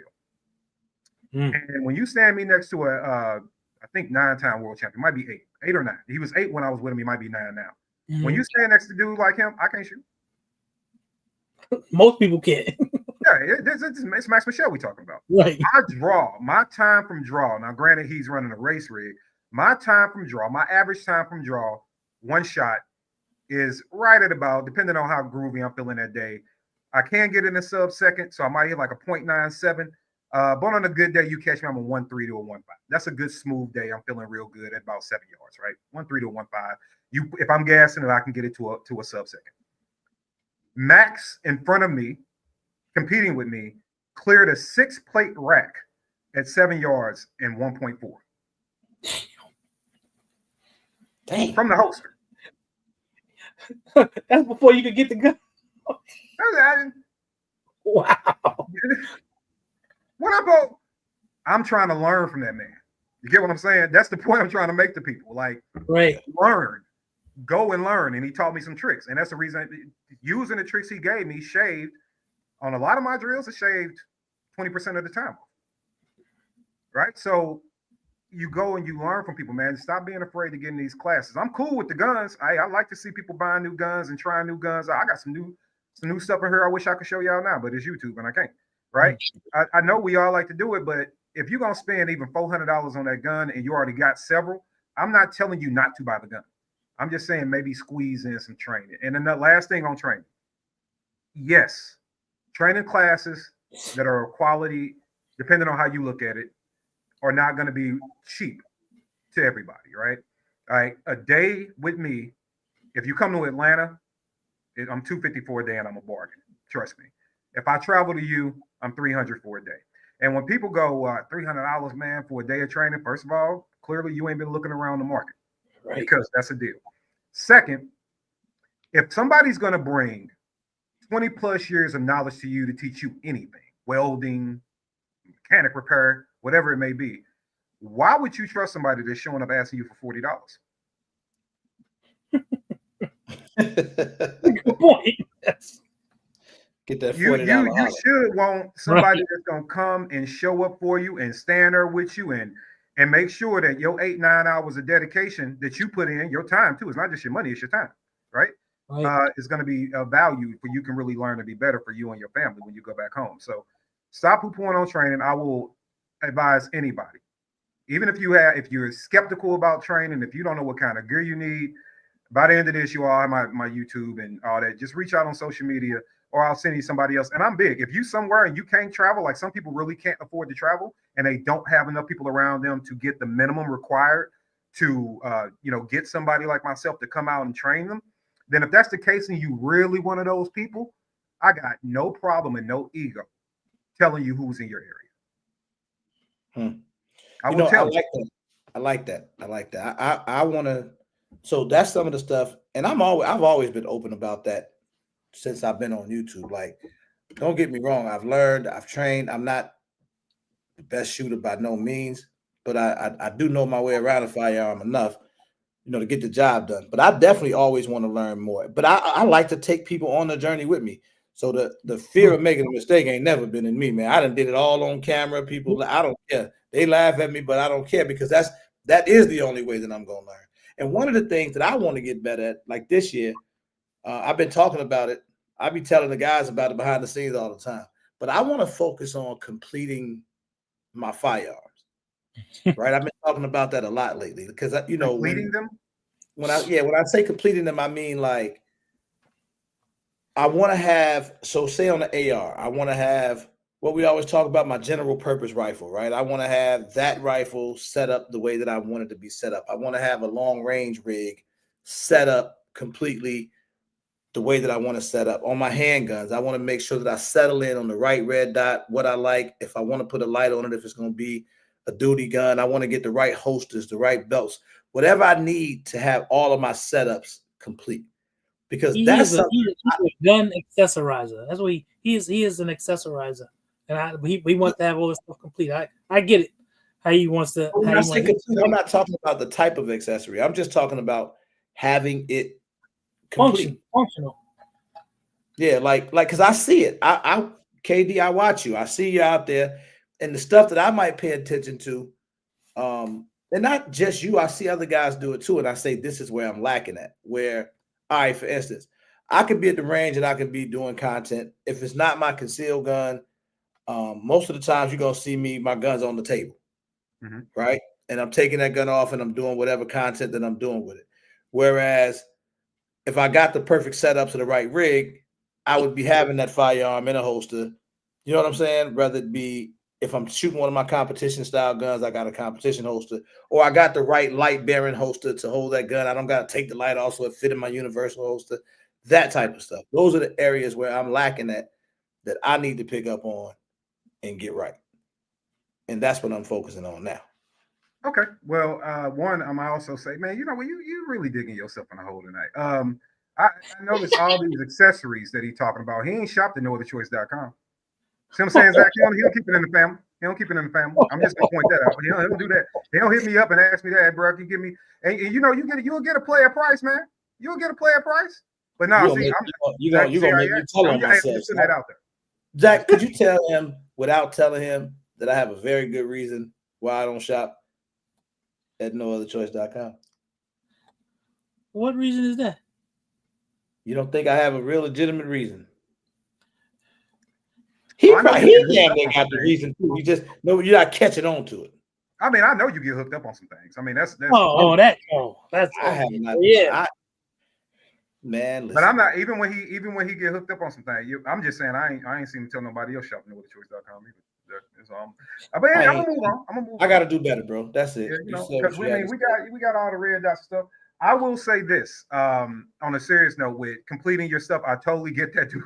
I understand that, man. You got stuff laying around. You just want to be done with it and know that it's equipped and ready to go.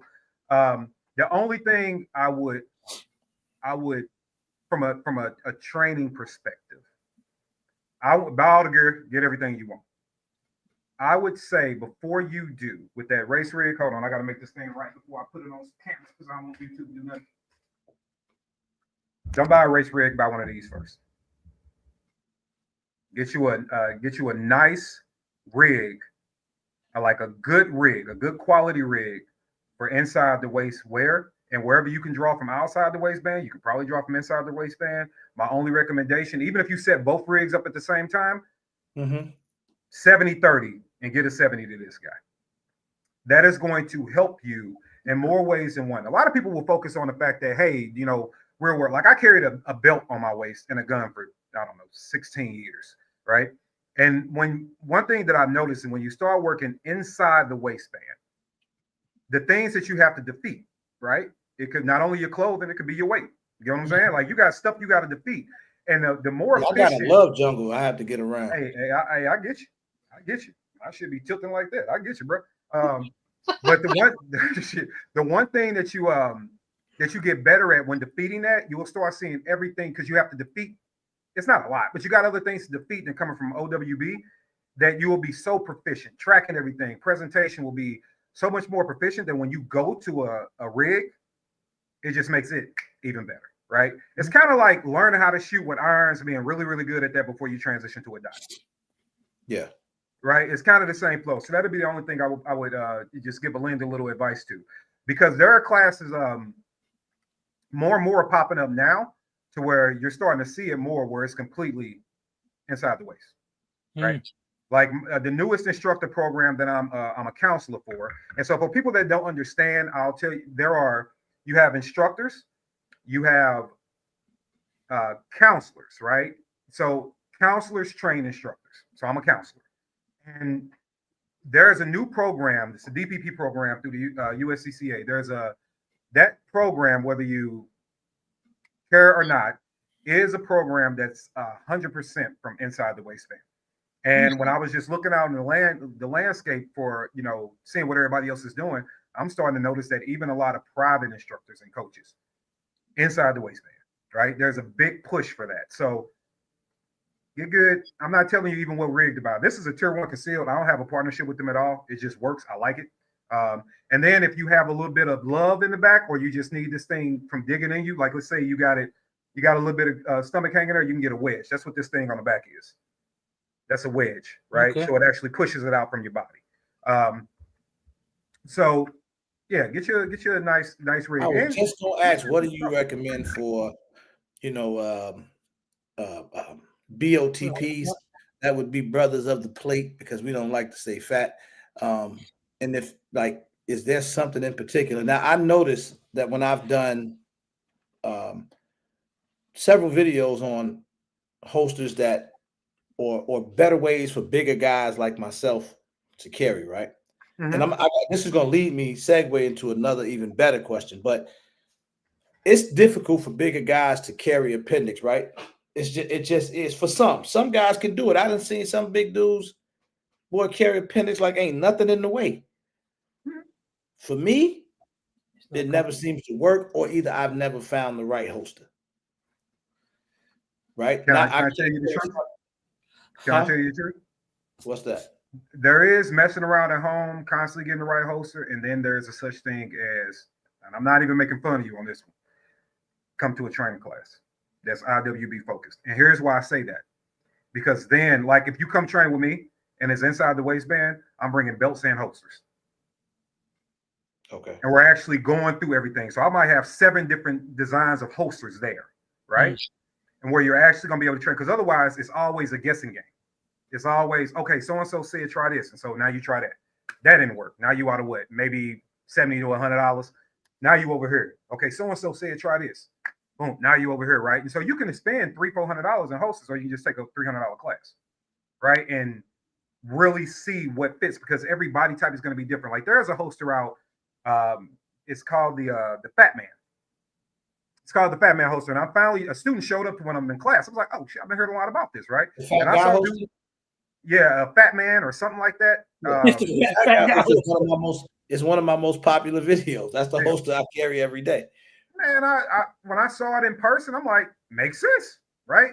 The holster design made sense, but the guy didn't like it. And he didn't like it because he wasn't efficient enough at drawing from inside the waistband to understand the mechanics. So by the end of the class, he changed his mind about the holster, because it wasn't a holster, it was him.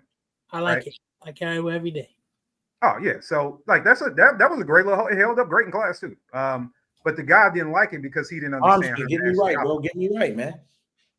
So if you just, I would say, take a class, and with the connections you got too, fam, borrow them all. Have people send them in, right? And try to worm. Now I will say this: if you can get away from belts, it's gonna sound weird, but one good start is to get away from belts with buckles, right? Okay. So I don't know if it's. Do I have it down here, or did I take it upstairs? But I use a Next belt right now. Okay, with the ratchet system. Yeah, those are good. I'm gonna tell you one that's even better, because you can do Next belt, especially if you put the buckle like on the side. It depends on. See, it's all a formula. So if I'm trying to carry from 12 o'clock, right, straight alignment, I don't want to buckle there, right? Because depending on your rig and what kind of clamps it got, it could get in the way, right? So you see a lot of guys move the buckle off to the side.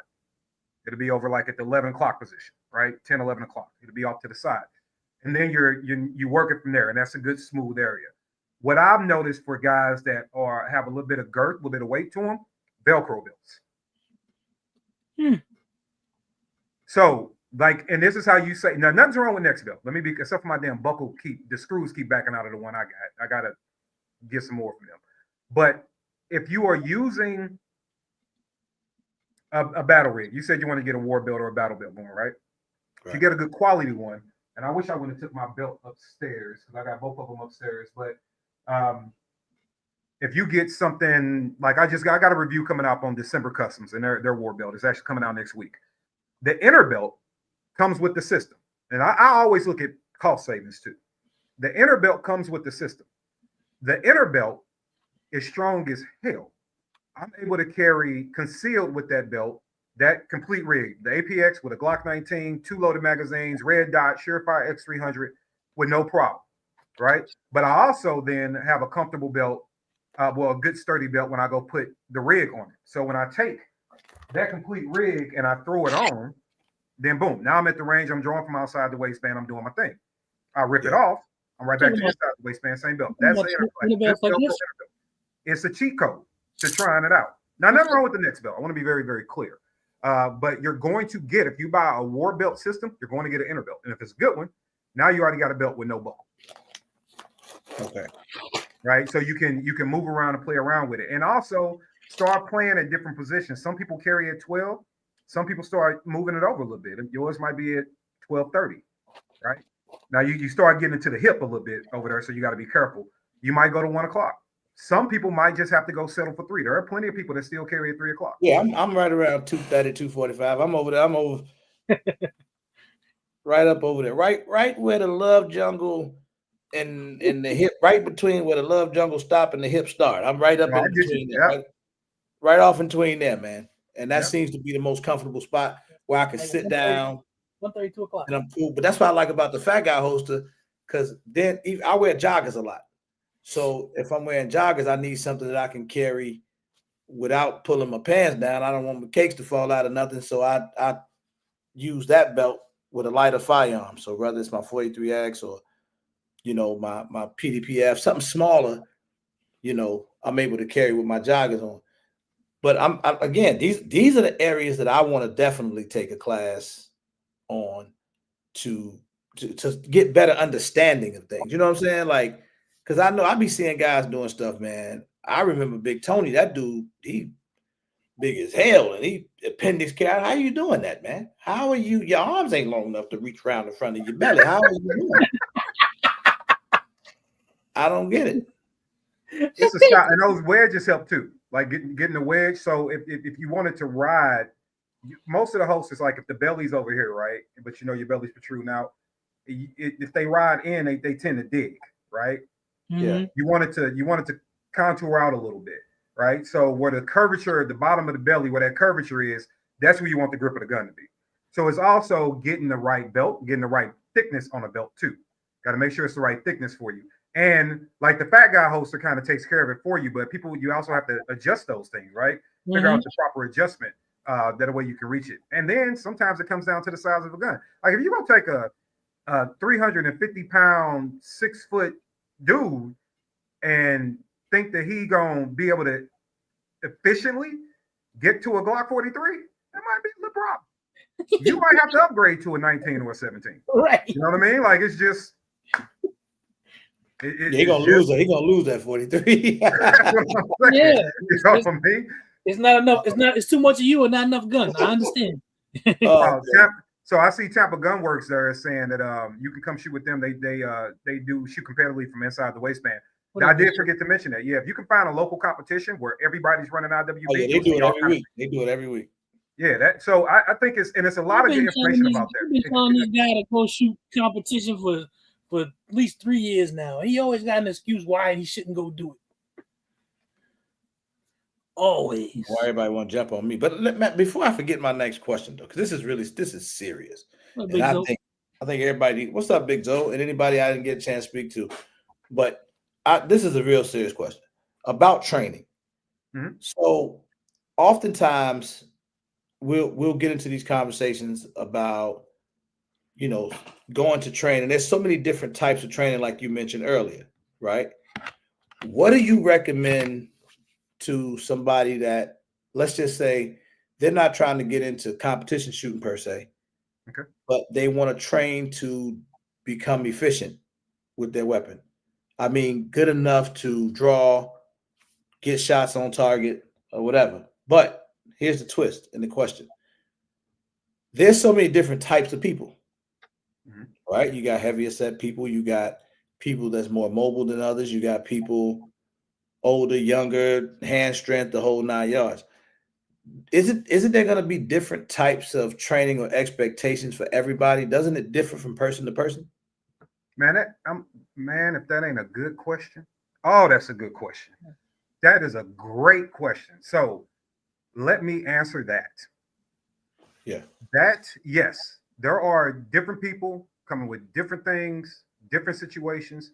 One, you want to look for an instructor or a trainer, whatever you want to say, a coach that can actually teach, not even shoot, that actually understands learning styles, can read personalities, can adapt, can do interweaving, that knows the art of teaching in adult education. That is a large part of what we do, because if you find someone like that, that's an effective communicator, right? I don't talk to everybody exactly the same. I'm not going to talk to you guys like I talk to my 12-year-old, right? I know when daddy needs to soften it down and talk to her, but my 6'6", 300-pound son gets a whole different level of kind of conversation, right? Like, so it's you got to find somebody that understands the philosophy of training, that cares about the art, and that gives a damn about you. You, whoever you are, that shows up and understands how to facilitate. So that's one. And that is solved real easy by this. That question you just asked me, if somebody is concerned or curious, they should ask that exact question. They should pick up the phone, call that person and say, hey, how do you deal with people that come with different styles and different handicaps and things like that? And if they give you an answer like, oh, we just welcome everybody, you know, we work with you and we try to figure it out, hang up. Hang up. Because they're just trying to get your money, right? You want somebody that cares about the art and understands it. That's one. Two, find a class that is going to give you everything you need that doesn't require physical performance to a certain degree. Let me explain what I mean by that. Every gun training class, which also intimidates people, everybody thinks you're going to be, I say 8-hour class. I see people fainting. 8 hours. And a lot of times it's not because of the time spent. They're just thinking about, man, we're going to be running and we're going to be doing this. You're going to have me dumping behind cars. And no, right? The individual you're looking at, now some companies are structured different. They might, all their classes might include that, right? Because that is a part of what we do. But there is also a level to say, hey, we are focused on you mastering or understanding the fundamentals, right? So it doesn't matter, even if your draw is perfect, but you're going to understand the fundamentals of getting that gun out. You're going to understand the fundamentals of tracking to your shot. You're going to understand the fundamentals of how to actually press the trigger. You know, we're going to go through retraining your brain, right? Like you hear people say anticipation of recoil is bad, right? Everybody's probably heard that, right? Yeah. That's not wrong, right? But how can somebody explain it? So that one particular thing, I explain, hey, anticipation of recoil is bad. And you tell people, hey, stop anticipating. Guess what they're going to do? Anticipate the shit out of it, right? Mm-hmm. Right? They're going to anticipate it. I say, hey, you know, I want everybody to change the way you function. Yes, anticipation, anxiety, right? We don't want that, right? Because you're having a negative effect on the gun. But the gun is only doing what you allow it to do. So we don't have an anticipation, we have an expectation, right? And then go into more the conscious and subconscious mind and how it records and articulates those things to the different learning styles on the line with you and know how to press it in. You got to know how to, that instructor needs to know how to work their line. Do they even care about student-teacher ratio, right? They have to understand how to work that line. So then you are mastering the fundamentals in that level 1 class. Not someone, here's a trick, guys. If someone's, it's not a guarantee, but it's a good chance. I've seen enough of it. If someone's level 1 class, level 1, they're pistol 101. Mine is called Evolve 1 because we're evolving you as a shooter. We're helping with your evolution. So level 1 class, EP1, Evolve Pistol 1. If somebody's level 1 class requires you to do a shit ton, I don't mean a couple of sprints here and there, but a shit ton of sprinting and running around, there is a good chance they lack the information to teach you. So they're trying to make you physically tired, but you can say you had an exhaustive experience that then translates to you learned how to shoot. That is not the case. Don't fall for the okie doke. So you can absolutely, to his question, seek out a competent instructor that cares about the craft, and their level 1 pistol class should be highly focused on fundamentals, not running. Now, it doesn't mean you ain't going to go to a class. They might have, 15, 20 minutes of fun spread out throughout the day. I'm not saying that. You might encounter some for sure. Mm-hmm. But their class should be hyper-focused on the fundamentals. So it doesn't matter if, one of the last people I taught was missing both his thumbs. Right? But the fundamentals for him change a little bit, but we're able to tweak that for him. Right? So somebody that cares about the fundamentals. And then from there, go out and have the experience. And ask them, ask them if what's your refund policy? Right? Now, I don't have one. So you show up, you there. But if they wind up being, my refund policy ain't one. Yeah, I be showing up. I got to drive. I got to get to the range. I got to set it up. Now you in this, right? But get somebody that actually cares about the craft. The problem is we have, and I say that's such a good question because unfortunately we don't have like an American Dental Association or somebody to scrutinize us, right? There's no way to really go through it. So a lot of people are running into these individuals. They start throwing up these resumes and half the time you can't even verify this stuff. They probably lying about half of it, right? But they try to get you to fall into all these traps and you get out there and you just running around. You just tired. They don't want to teach, man. They don't know how to facilitate information. They think because they might be able to demo something in front of you and then have you do it and stand next to you. This is one of the first things I look for. If somebody is standing next to an individual, oh, yeah, just try to press the trigger straight to the rear. That's all you got to do. Keep trying. And they miss and they miss and they miss. And they're like, no, just keep working on that. And eventually you're going to get it. And they standing like this. No, keep trying. You can't teach, fam. You can't teach. First of all, I know you can't teach because if I'm standing next to Susan, the real estate agent, and this is her first time ever with a gun, and I'm telling her, I'm trying to give her corrective actions, she's already nervous enough. Guns going off, right? She might have social anxiety or performance anxiety because she's being watched, right? So you have to understand how the human mind is affected that way. And then when she goes to press the trigger, what? You ever had somebody try to stand above you when you type? Yeah. So you are telling me everything I need to know about you if you're working with that kind of student. So if you look on their social media and they are working with a new student, it's one thing if I got some people that's running, right? That's different. But if I'm working with somebody brand new and you look on their social media or they advertisement on their website and they standing next to somebody that looks like they're fairly new and they doing this, go the other way. Go the other way. So again, now there's another part to this. Not another part, same question. But what happens when the physical capabilities of individuals, they can't really do no running. They can't, do a lot of the moving around. So, but they still want to be able to defend their home or their immediate surrounding. Is it back to fundamentals? Is it more, how do you train them for what, their capabilities? So that would depend on the individual. So for the training aspect themselves, if you have a very unique physical ailment or something that prevents you from, let's say, even standing for 8 hours, right? Let's just say that's the thing, right? You can't even do that part. Then I would say having a private session is going to be the best option for you, right? So in a private session, if you have something extremely unique to you that is going to take some time, like I've had someone that was 100% blind in one eye and 30% blind in the other, right? That's basically what you just said. Yeah, it can be it could be a little bit different, and because of their vision problems, it then becomes a risk putting them on the line with you. You know what I'm saying? So I can't have them in an open enrollment class.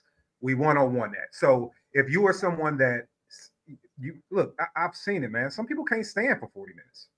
They just can't, right? They just can't. They can't do it. Some people do have bad knees, bad hips, like horrible. Some people have all kind of different things. So going for a one-on-one, if you have those type of ailments, I would say would be the best. So for example, if you can't stand for 30 minutes or 40 minutes, whatever, I'm not judging. If that's just a fact of your life, then I don't want you in one of my open enrollment classes because we can't afford to have a chair on the line. It becomes a trip hazard and a safety issue, right? So, but I would love to work with you one-on-one, where if me and you are out there, I could put whatever kind of comfort chair you need out here, right? If your thing is, hey, one other lady I had was, she was a very, very large woman who was on a weight loss journey, but she was tipping the scales at about 480, right? And so when they brought her out in the van, but they wanted her family wanted her to have protection because the fact that she couldn't move around a lot, people kept breaking in her house. Like, what you gonna do? Chase us, right? Right? Kept breaking in her crib. So when they brought her out in this handicap van and got her out, with the wheelchair lift and all that, we set her on a line. I set up because the family called me. We had a spot cleared on the range for her to be able to have her chair, right? So she sat in her wheelchair to emulate the chair that she had at home, which was a lazy boy recliner style chair. She had a nightstand next to her chair with her life alert that her family would be able to reach her and things like that. So I set up a table next to her, right? And we worked picking up the gun off the table. That was her class. That was a custom 4-hour class for her, based off what she needed. That is impressive. See, that's what I'm looking. That was what CKD. It took you that long to get me what I was looking for. Hey man, My bad. Shit. You asked. That's what I'm looking for right there, because I think that there's so many different types of individuals, and like you said earlier, there is an intimidation factor of going to do something or train in a way that a lot of people that's in the space train. Because I'd ask this question sometimes. When you say, all right, people own these firearms, because I know one of the biggest issues that we have is, especially with women, they go out, buy firearms, get their concealed carry. They never shoot the gun they purchased. They never go back to the range. People never return to these firearms, right? What's considered trained? If you were to say to me, all right, Zach is trained, so he's a trained firearm owner. What's considered trained? Well, what's not considered training is range days. Not training. Training. What's considered when a person's trained? Yeah, trained. Yeah. So one is not range days. I got a lot of people that say they went to a range day and they trained. Stop saying that. You didn't. You went to shotguns and you had a good time. You had fun. And we had bonbons and cinnamons and ate hot dogs and hot plates and fried chicken. It was a great time. One trained. But when somebody says they are trained, it's perishable. So it also has an expiration date, right? So if you have went to a class and the next day you tell me I have taken firearms training 24 hours ago, yes, you have. Then I'm going to ask you, okay, based off what you learned, because training classes are a good training class is going to send you home with a lot of homework, right? A lot of homework. Well, then I'm like, okay, if you were trained on Monday, when does your dry fire regimen from what you learned in that class start? And I'm gonna get to you. The answer is not long, but it's a little detailed. When is your dry fire regimen workout, and when are you going back to live fire based off that, right? And they say, well, yep, I'm going next weekend, and then in 2 weeks I'm going to do this, and then in 2 months, me and my boys getting together, and we gonna challenge it this way. Okay, that person is trained, absolutely. If you take that class on Monday, and it's January, and then I ask you in November, hey, do you train? You're like, yeah, I train. When you train? Oh, I took a class in January. You're not trained. That's been expired. That's gone. You ain't doing no dry fire. You ain't doing no follow-up. You ain't doing no execution. When you showed up to the class, did you take notes? Everybody think that showing up to train, the most important thing is the gun. The most important thing is a notepad. A note or your notes on your phone or something to be able to document it. Did you do that? Nah, man, I just went and bust some rounds, man. We was good. Well, we had a good time though. All right, what did that instructor say about reloading? Well, did they talk about the natural angle of how to reload? Do you remember, did they say anything about rib cage and elbow? Did they reverse break down the grip? And you could have went to a great instructor that did all that. And then when I started asking you, you're like, huh? You ain't trained no more. You were trained that Monday. But because you didn't do any follow-up work that Tuesday, you were no longer trained. So I mean, how many times have you went to we've all had it happen though. Maybe a couple of months where you can get out to the range, man. It's happened, right? How many times you just showed up and your first time, I'll say it because I know a lot of people they don't want to do it. I'll say it. There have been times I've showed up after like 2 months of not having to have live fire. Man, I'll get out to the range, and I do this in all my classes because of my experience. I'll get out to the range if it's been a couple of months and take that first shot. And you can't see it externally because I'm good at hiding shit. But internally, I jump a little bit. I ain't heard a gunshot in a minute.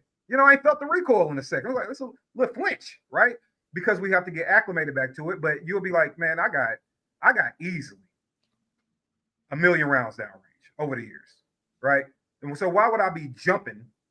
Not well, because it's been a minute. That's why, right? You got to get back out there, get that gun and running good. So if you are doing it and you're not doing it consistently with no follow-up and you're not doing your homework, you were trained. But without consistency, you're no longer trained. That makes sense. That was a good answer. But I think I was going more in a different direction where I'm thinking about, okay, say you got your wife, somebody's at home and they're not really into firearms like we are. But you want them to be efficient enough to be able to protect the house if somebody was to come there and you're not at home, right? So I think about that thing, right? So when people will take their significant others or their kids to take a class and to get them familiar with the firearms, teach them firearm safety, right? Drill that into them, get them out to the range, get them familiar with the firearm, proper way to hold it, shoot it, and everything, and manipulate it in case there was an emergency and they had to go get that gun. Because you just in today's world, the reality is everybody is not into the sport of shooting.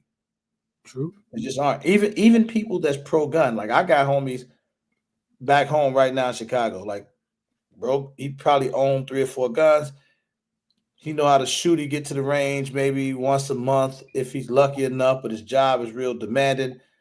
But he carry his gun every day. He's good. When he go out to the range, you don't feel unsafe around him. He just kind of knows his stuff, but he's not deep into the sport of shooting.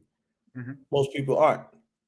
Is that a thing though? Do you think these people are lacking in some way, or do you think that it's just a reality that some people just aren't into firearms, but they do believe in protecting themselves and being efficient enough with a firearm to use it if they had to? Well, less than 10% of the people do any type of training. Less than 10% of gun owners, period, across the board, do any training. Yeah. The thing that I always tell folks that have access or carry a gun, but don't go to what we would consider training, right? Let's just say, for argument's sake, this person got their concealed carry permit. They went to a 6-hour class, and it was a year ago. And that's all they're gonna do. They got no more interest in the training side of things. Then my explanation to them is that you are a liability, right? You become a liability, and it's not a negative. I'm not trying to be insulting, but you made the choice to carry something that can alter a lot of lives, right? Yours, the person, if you point it against, who's connected to them, who's connected to you if you go to prison or you die or whatever. So a lot of lives that could be affected, right? Or you just do the wrong silly thing and have, a negligent discharge in the wrong area and somebody gets hurt. So a lot of things that come with that, right? So if you want to carry around God-like power, but you ain't got 16 to 24 hours a year to just make sure that you can wield that power correctly, you become a liability. But you made the decision to own the gun. So I'm not saying you need to be out there in a class with me every month, but no, can you make it, 2-3 times a year to something, right? Even if it's just your local range having a lot of ranges have little deals and specials, 2-hour gun class for like $75, right? Can you do that a couple of times a year, right? Just to stay up and make sure that you aren't a liability. The only reason we don't consider people, unless you can't drive, the only reason we don't consider people that are drivers liabilities if they operate a motor vehicle safe, because look how many reps you get. You get in your car every day or every other day if you work from home or whatever. You're getting a lot of reps, right?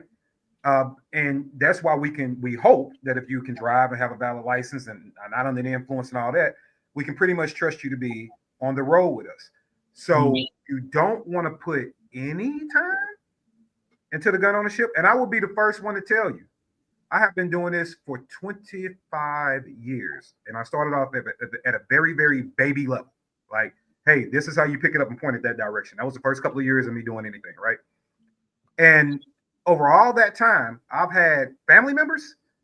I'll even consider extended friends family. I probably had less than 10 of them train with me.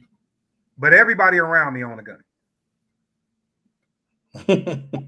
You know what I mean? So that's the reality, though. That's the reality of it, right? So I just tell them you're a liability. And one thing that I have fun with doing, now this is only for one particular style of person, because all you can do is coach them and tell them why. Do not try to guilt them into doing it, right? Just say, man, you are a liability, because if something happened right now, what could you do? Oh, I'm good for this self-defense range. Are you? I just told you about the Secret Service agent. Okay, but let's just say this. I've had this happen. Now, this is a different personality. The ones that tell you, oh, yeah, man, I'm good with that thing. I'm cool. Cool. I will bait your ass so quick I'll be like, hey, man, want to shoot a machine gun? Yeah, I want to shoot a machine gun. Yeah, we just gonna go bust some caps. And I get you out there, and I don't even get the guns out the car. Hey, man, draw your gun and shoot that target. Huh? Did you draw your gun and shoot the target? We 5 yards away. I just want to see you draw. You see that big old red square in the middle of it? I just want you to put a round in the square. That's all I want you to do. 3-4 rounds later, and ain't no holes in the paper at all. This is why I said you're a liability. Because that round that missed could be your wife. That round that missed could have this bad guy not kill you, and now you got access to your entire family. So this is why I tell you that you're a liability, right? For people that have that I get to trap like that. And then you have the last ones are the ones that don't train, but they come with the ego. Now you can't teach me nothing, man. You can't teach me nothing. There's a video out where I took one of my young boys. I took him out. He works with the nonprofit organization, one of the ones that I help out, Kids to Kings. And we put up the video, and he young boy, love him to death though. He got a special place in my heart, helping him grow up as a man. And he always, man, I can shoot, KD, man, all that you talking about, I don't need, young boy, he's 21, 22. He's like, man, need all that. I've been there, done that. I know how to do this thing. Oh, okay. He messed up one day and showed up to the range and thought that we was just chilling, and it was actually a training class about that. I was like, hey, man, it just got his little burst. I was like, man, burst of TPR now. I was like, man, take your gun out. Let me see you do your thing. Against a regular guy that I have trained a couple of times. He's not into it like that, but he's been to the range a few times. He's definitely worked with me over the years, took some one-on-one classes. Pretty efficient. I might see him 2-3 times a year. And I had them go head up. It was embarrassing. He couldn't operate the gun. And I'm on camera telling them, this is why you need to stop telling me you can shoot. Everybody around you, when you with them, is a liability. Everybody. You can't hit a target from 5 yards away that ain't doing nothing to you. So you made the choice to carry the gun, Mr. and Mrs. Jones. I am not telling you that you need to get deep into it like everybody, and you need to understand the widgets and the wadgets, and you need to be out. And I'm not even gonna live in a make-believe world, bro, that people gonna drop them. I mean, you can give them all the game, but people have a lot of information hitting them every day. You can't click online without somebody telling you, damn, what you eat is horrible. You breathe in air, you're gonna die. You got politics always in your way. You got your own life issues happening. You got a lot of, we are saturated with a lot of information, people trying to tell us what to do every single day of our lives. Only thing I can do is advise you like, hey, this is the one thing that will protect your life. Either you want to invest in it or you don't. Now, on the flip side of things, the only person I ain't wasting my time with, get away from me with that, I can shoot, man, I don't need you, stop talking to me. I had a brother tell me that he could shoot and he didn't need my advice on the gun, and I couldn't make this up, man. I actually had one of my homies over here when this happened. He stopped by the crib. One of them brothers said, oh man, I was in the service, man. I'm good. I don't need no gun training. But people think they slick and will try to get you to go to the range with them and say, let's just go shoot because they want to get free instruction. Nah. Right? So I told him, I was like, hey, all right, come in. He was like, look, I got this round of steel core ammo, green tips, that they told me I can't shoot at the indoor range. I was like, okay, they right. Most indoor ranges don't let you do that. He's like, right. I want to come trade you for some regular ones so I can go shoot. Oh, cool. Say less. You gonna trade me some green tips for some standard FMJs? Yeah, slide through. I got you. All day. I said, just make sure you get out pointed in the safe direction. So he come in with the gun. Now, years. Man, I can shoot. I don't need no help. He come in with the gun. It's an AR pistol. After about 20 seconds, me and my homeboy looking at each other because he couldn't find the mag release. And it was like, we just looking like, I know I ain't seeing what I'm seeing. Then the gun started going all kind of directions. So I grabbed the muzzle of the gun, like, bro, you trying to take the mag out? Yeah, man, it's been a minute. It's the magazine releases right. Do you know how to get the round out the chamber? Yeah. I was like, okay. So I took the mag and stepped back. We can work with his gun. About another 10 seconds went by. I said, you got to pull on the charging handle, man. Then he started looking like, what the, because the charging handle. Damn. See, So I had to go run the charge handler for him. This conversation So, not surprising me. You get all types. I'm sorry to be long-winded with that, but you get all types, man. But educate them, tell them, and then be friendly, but be receptive. Always be open for people to be able to come back to you and say, hey, you know what, I'm ready. Or hey, you know what, I want to give it a try. Mm-hmm. Or hey, you know, but if you come off like a jerk and you dismissive of them and all right, well, screw, then they ain't gonna, when they ready, you're not gonna be who they come to. Or you might intimidate it out of them altogether, right? So just be welcoming when they're ready to come back and call it a day, man. Unfortunately, you can't get everybody to take it serious. And we all been there. Somebody want to start taking it serious when something happened to them. Mm-hmm.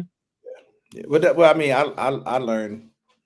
I mean, I was humbled so fast, coming from really thinking I knew something to really understanding I knew nothing, and then that's what puts me in the space I'm in now, where I'm always open and willing to learn. Because man, I can remember going to the store one time. Now, mind you, at the time that I went to the store, I probably owned maybe 12, 13 firearms, somewhere in that range. I had a lot of guns, but I was going to this is me early YouTube. I probably wasn't even on YouTube a month yet. And I'm going to the store trying to look at some new stuff. And the guy hands me, at that time, I want to say it was like a Glock 19 or something. Basic. He was like, yeah, you know, we got a sale on these today, whatever, man. Check it out. So now I'm looking around because they'll be handing people firearms to look at in the store. So I'm watching what the other people do to check the gun to see if they like it, right? So the dude next to me, he grabbing the gun. You know, he racking the slide, pulling the trigger, rack, checking the reset. He pressing out, doing all this stuff. Man, I'm from the hood, man. I don't know. I've never done any of this. This looks weird to me. I don't even know what he's checking for. But when the dude handed me the gun and told me to check it, he hands me the gun with the magazine in it, right? So as I'm watching everybody else, I grab a gun. At that time I was doing the slingshot method. I racked the slide all the way back. Mm-hmm. Slide locks open. I don't know how to close it. I pull the slide back again. It don't close. But I'm trying to play it off like I know what I'm doing, right? I'm holding the gun. I pull it back, looking inside of it. I don't know what I'm looking at. You know what I'm saying? Then I'm like, all right, now, mind you, I don't quite understand. I hand the dude the gun back with the slide locked back open. And then said, yeah, I like this. So he say, I think he was trying to test me. So he say, man, you don't want to test the trigger? I say, the trigger work, don't it, man? You ain't gonna sell me no gun. The trigger don't work. I didn't know how to test the trigger. You see, like I didn't know how to test it. I didn't know all I had to do is drop. The stuff that I know now, I just didn't know then, and I was too embarrassed at that time in the store to ask the dude.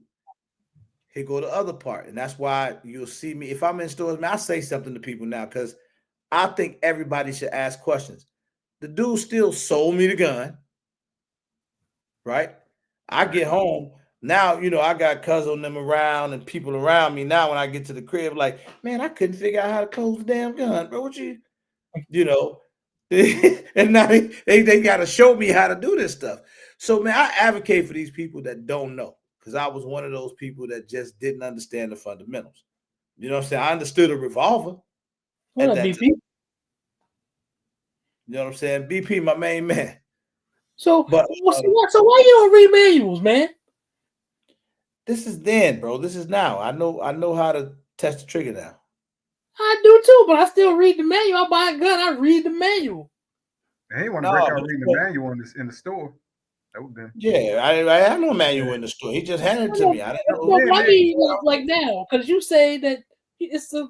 That's why I still don't understand why you just won't read the manual. You want to know where I learned all the shit at? Right here. Right here. This is where I started to learn the basic fundamentals and understanding it. And I tell people right now, the coldest thing that I've ever learned since I got into the gun space, the most important thing that I've ever learned is understanding firearm safety. That's the most important thing I've ever learned. Damn, being accurate with the shots, basic fundamentals on how to hold a gun, all the other stuff, that's great. But understanding gun safety, and that's something that I taught everybody in my house immediately. Because I thought the more repetition we get on that and the more you understand it, if I can hand a gun to my wife and she know not to point it, she know how to check it, she know how to empty a chamber, see if that gun empty, load, unload the magazine, these things. If I can get those basic skills, that I at least feel confident, you know. If my son's got those basic skills where they know that this is the first thing you do. I don't give a damn what's going on. Somebody hand you a gun, you check it. You know what I'm saying? Make sure that gun's always pointed in a safe direction. Keep your finger off the trigger. These things. Those are the main things right there that I love to just continue to preach to everybody around me. You understand those parts, we can get the rest of the stuff. You know. That's very important. Yeah, I wouldn't poo-poo on that at all. Anybody not doing that is probably doing everybody around them a disservice. Yeah, 100%, man. But brother, man, this has been great, man. So train and learn dates one more time. Train and learn, 3 days professional development for the freedom community, as I like to call it. It doesn't matter if you are an instructor. It doesn't matter. You can be an instructor, writer, blogger, influencer, podcaster, YouTuber, Instagrammer, Xer, whatever your thing is. You could work for an organization or a company. You just have to have your foot in the industry somehow. We don't track followers. We just want to make sure you have some kind of platform. That being said, it is May 23rd through the 25th, just south of Atlanta, Georgia, at the Greenwood Project, which is my community outreach spot. It also has a range. So we'll be down there from the 23rd to the 25th of May. That is 3 days, 10 total workshops, including the end marketing madness day, as I call it, where you get to create all your content and stuff like that. It is on sale now until the end of January for $300. So it's $100 off for the next month. So this time you can also finance that $300 off of the website. So there's that. Stay tuned. We will have the hotel and everything posted up there for you in a couple of weeks when we finish the negotiations. So you can book all your things, but Train and Learn will be where you want to be. If you want to grow, you got a lot of questions, you want to be around like-minded people, it's the place you want to be. And if you didn't know, another shameless plug, as if everybody don't already know about the meetup, that is where our range day will be as well. The Greenwood Project at KD's Range will be hosting Range Day 2025 at a regular meetup. So don't forget that. I did post it earlier. Before I get out of here, I want to remind everybody that the phase 2 of the tickets actually went back on sale today. So matter of fact, a couple people already bought them, so I guess they checked to see. I saw that while we was live. Thank y'all. But definitely get your tickets now if you haven't gotten them as well. If you want to get the Train and Learn, reach out to KD over there on Instagram. I think that's the easiest way to get to him at this point. If you got any questions for him, hit him up. He'll definitely answer them. Brother, I appreciate you, man. Sure, we'll be in tune a lot over the next 4 or 5 months and going forward. I just want to tell you, you're wrong about one thing real quick. One, I want to say, everybody, please do me a favor. Go sub to the damn YouTube channel. Y'all been asking me to do YouTube videos. I'm actually putting them up. The Real NOC on YouTube. Please. And he got some good content. Well, thank you, sir. I appreciate it. And I ain't saying that just because you're on here. I don't know what I probably just wouldn't have said nothing if I didn't think you had good content. I would have just shut up. But he actually got some really good content over there, man. You know his stuff. Had me laughing the other day, man. Go check out his video on the Gideon optic. I think it really confused him. And he did a good job of explaining. It was confusing when I was watching him. I'm like, what the hell's going on with this thing? It confused me. I had similar issues with one that I had too that I had to send back to. Yeah, this one was so bad they ain't even warranted. They told me they only want that one back. They just no. I was like, man, but yeah, I appreciate that. Yeah, go check it out. We have the YouTube content that I'm going to be putting out is going to be 1,000% unbiased. We are telling it like it is. The next video dropping is over battle belts, over a particular battle belt. We have that video dropping. I have a video I was just working on for the Racked, which is a good way to store a shotgun or a rifle at the go, ready in your house in case you wanted to leave one stage for deployment. So we'll be talking about that. The Rack is Black owned. Yeah. Is that correct? No, it's owned by a company called That's It. Now, it might be a company called Racked, but this product is called Racked, and it's owned by a company called VeriSafe. So, I thought that was the Rack, the brother. It's the old brother. He be a shot every year. So I'll be showing you that system mounted, how you can deploy an AR-15 or a shotgun at home. A good option if you want to leave one stage, but you want to keep it safe, or prohibited hands can't utilize it. A lot of videos, man. We have this Springfield. Springfield sent me in the Echelon. They just were about a week late sending it to me, so it's gonna be a minute before I get it up. But we got the Echelon 4.0 video coming up. I got a video coming out teaching you how to choose the barrel length of your ARs. We got an entire red dot series coming out. We got versus, so we got the MP5 versus the Scorpion versus the BNT versus this. We got 29 videos scripted right now, ready to go. So it's going to be a lot of content coming out there, including some training tips and things like that. So if you've been looking for a place to maybe not totally nerd out, but get a little bit more into it, and you really want to know how things work, then the real NOC over on YouTube is where you're going to find a lot of that content. Then Instagram, he's right. I am the most active. The only thing the brother is absolutely wrong about is the location of the regular gun guy meetup. See, you were going to have it at Greenwood till you made fun of my onesie. You attacking a man's wardrobe, and I'm comfortable in my onesie. I can have self-esteem issues, brother. It's just because he don't own one, man. That's all. I would have just dissed the shirt, but when we was backstage, he got up to go move something, and I noticed it's like all one piece, and I got offended. I was like, "That's crazy. Why would he wear that on the live? Like, I don't understand. Like, if we try to talk to people, educate you, gonna come in here with a whole 2X onesie on, bro, like a red one at that." But I'm not. I didn't want to talk about it, and that's your business. Mm-hmm. That's what all I know. Don't do us like that, man. Don't treat us bad, man. Hey, BP, it's good to see you, my brother. That's my guy right there, man. BP. My mentor right there, man. That's my main man.